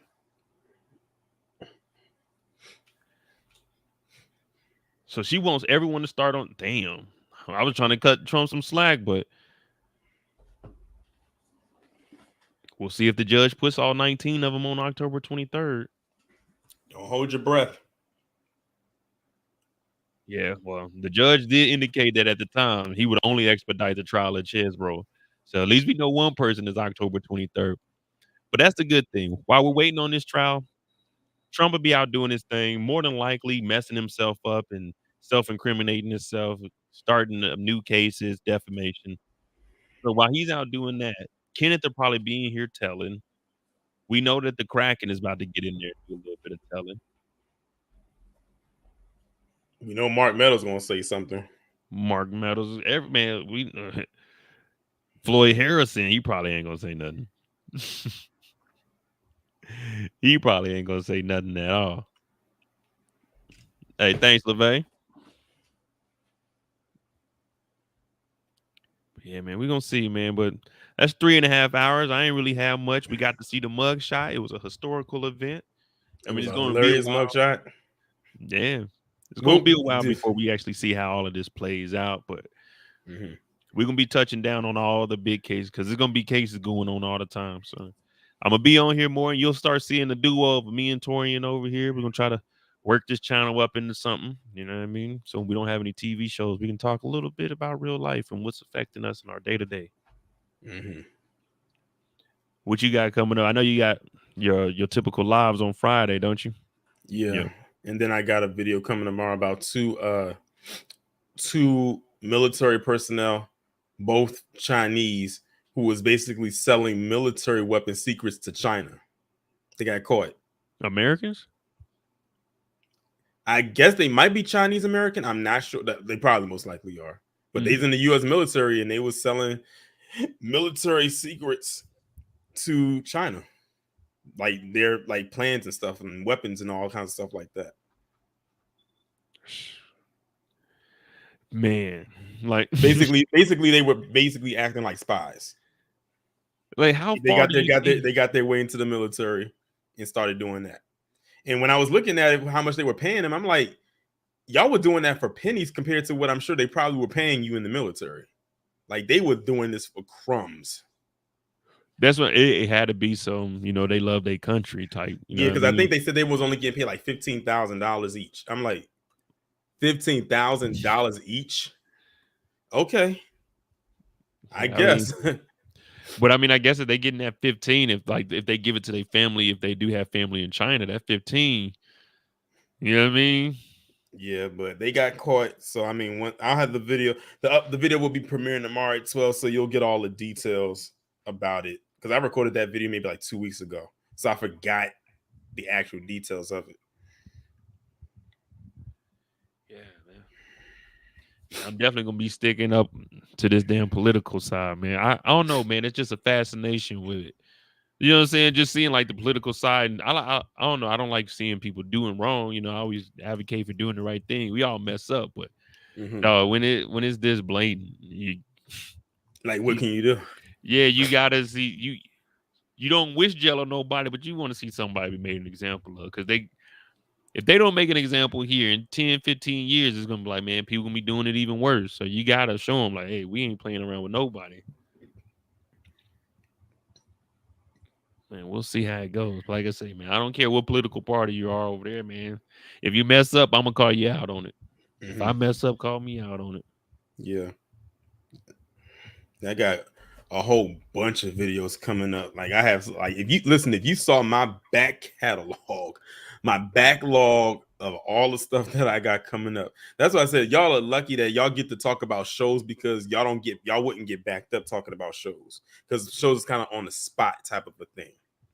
With the news, it's like news is always coming out, and it's hard to stay on top of every single thing. Like I already got my list written down for the live stream I'm gonna do next week.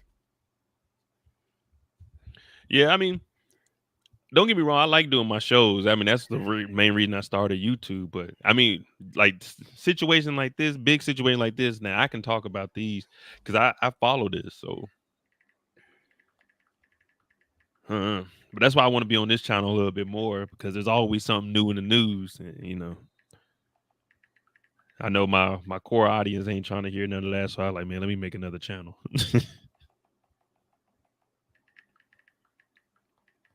Yeah, man, there we go. We got 3 hours tonight. We got a Trump mugshot. We seen some people might be getting finessed for a couple $1,000s over on Donald J. Trump. Now, if you're gonna support him, make sure you read all the fine print. Know that 90% is going to Donald Trump, President Inc., and only 10% is going to Save America. Just so you know. You know what I mean? So it means $900 that go in Trump pocket. Well, in Trump Inc.'s pocket, not his pocket. But y'all got it, man. Hit that like button, hit that subscribe button if you're new to the channel. Subscribe to Torian's channel also, Rain Reloaded. You get a chance, Torian. Well, if you can, put it in the chat. But yeah, man, we got more to come, and I'll start dropping regular videos on here also. Next week we got Power coming back. So about to be a good time, man. Thank y'all for tuning in. August 24th, 2023, man. History was made. I'm out. Right.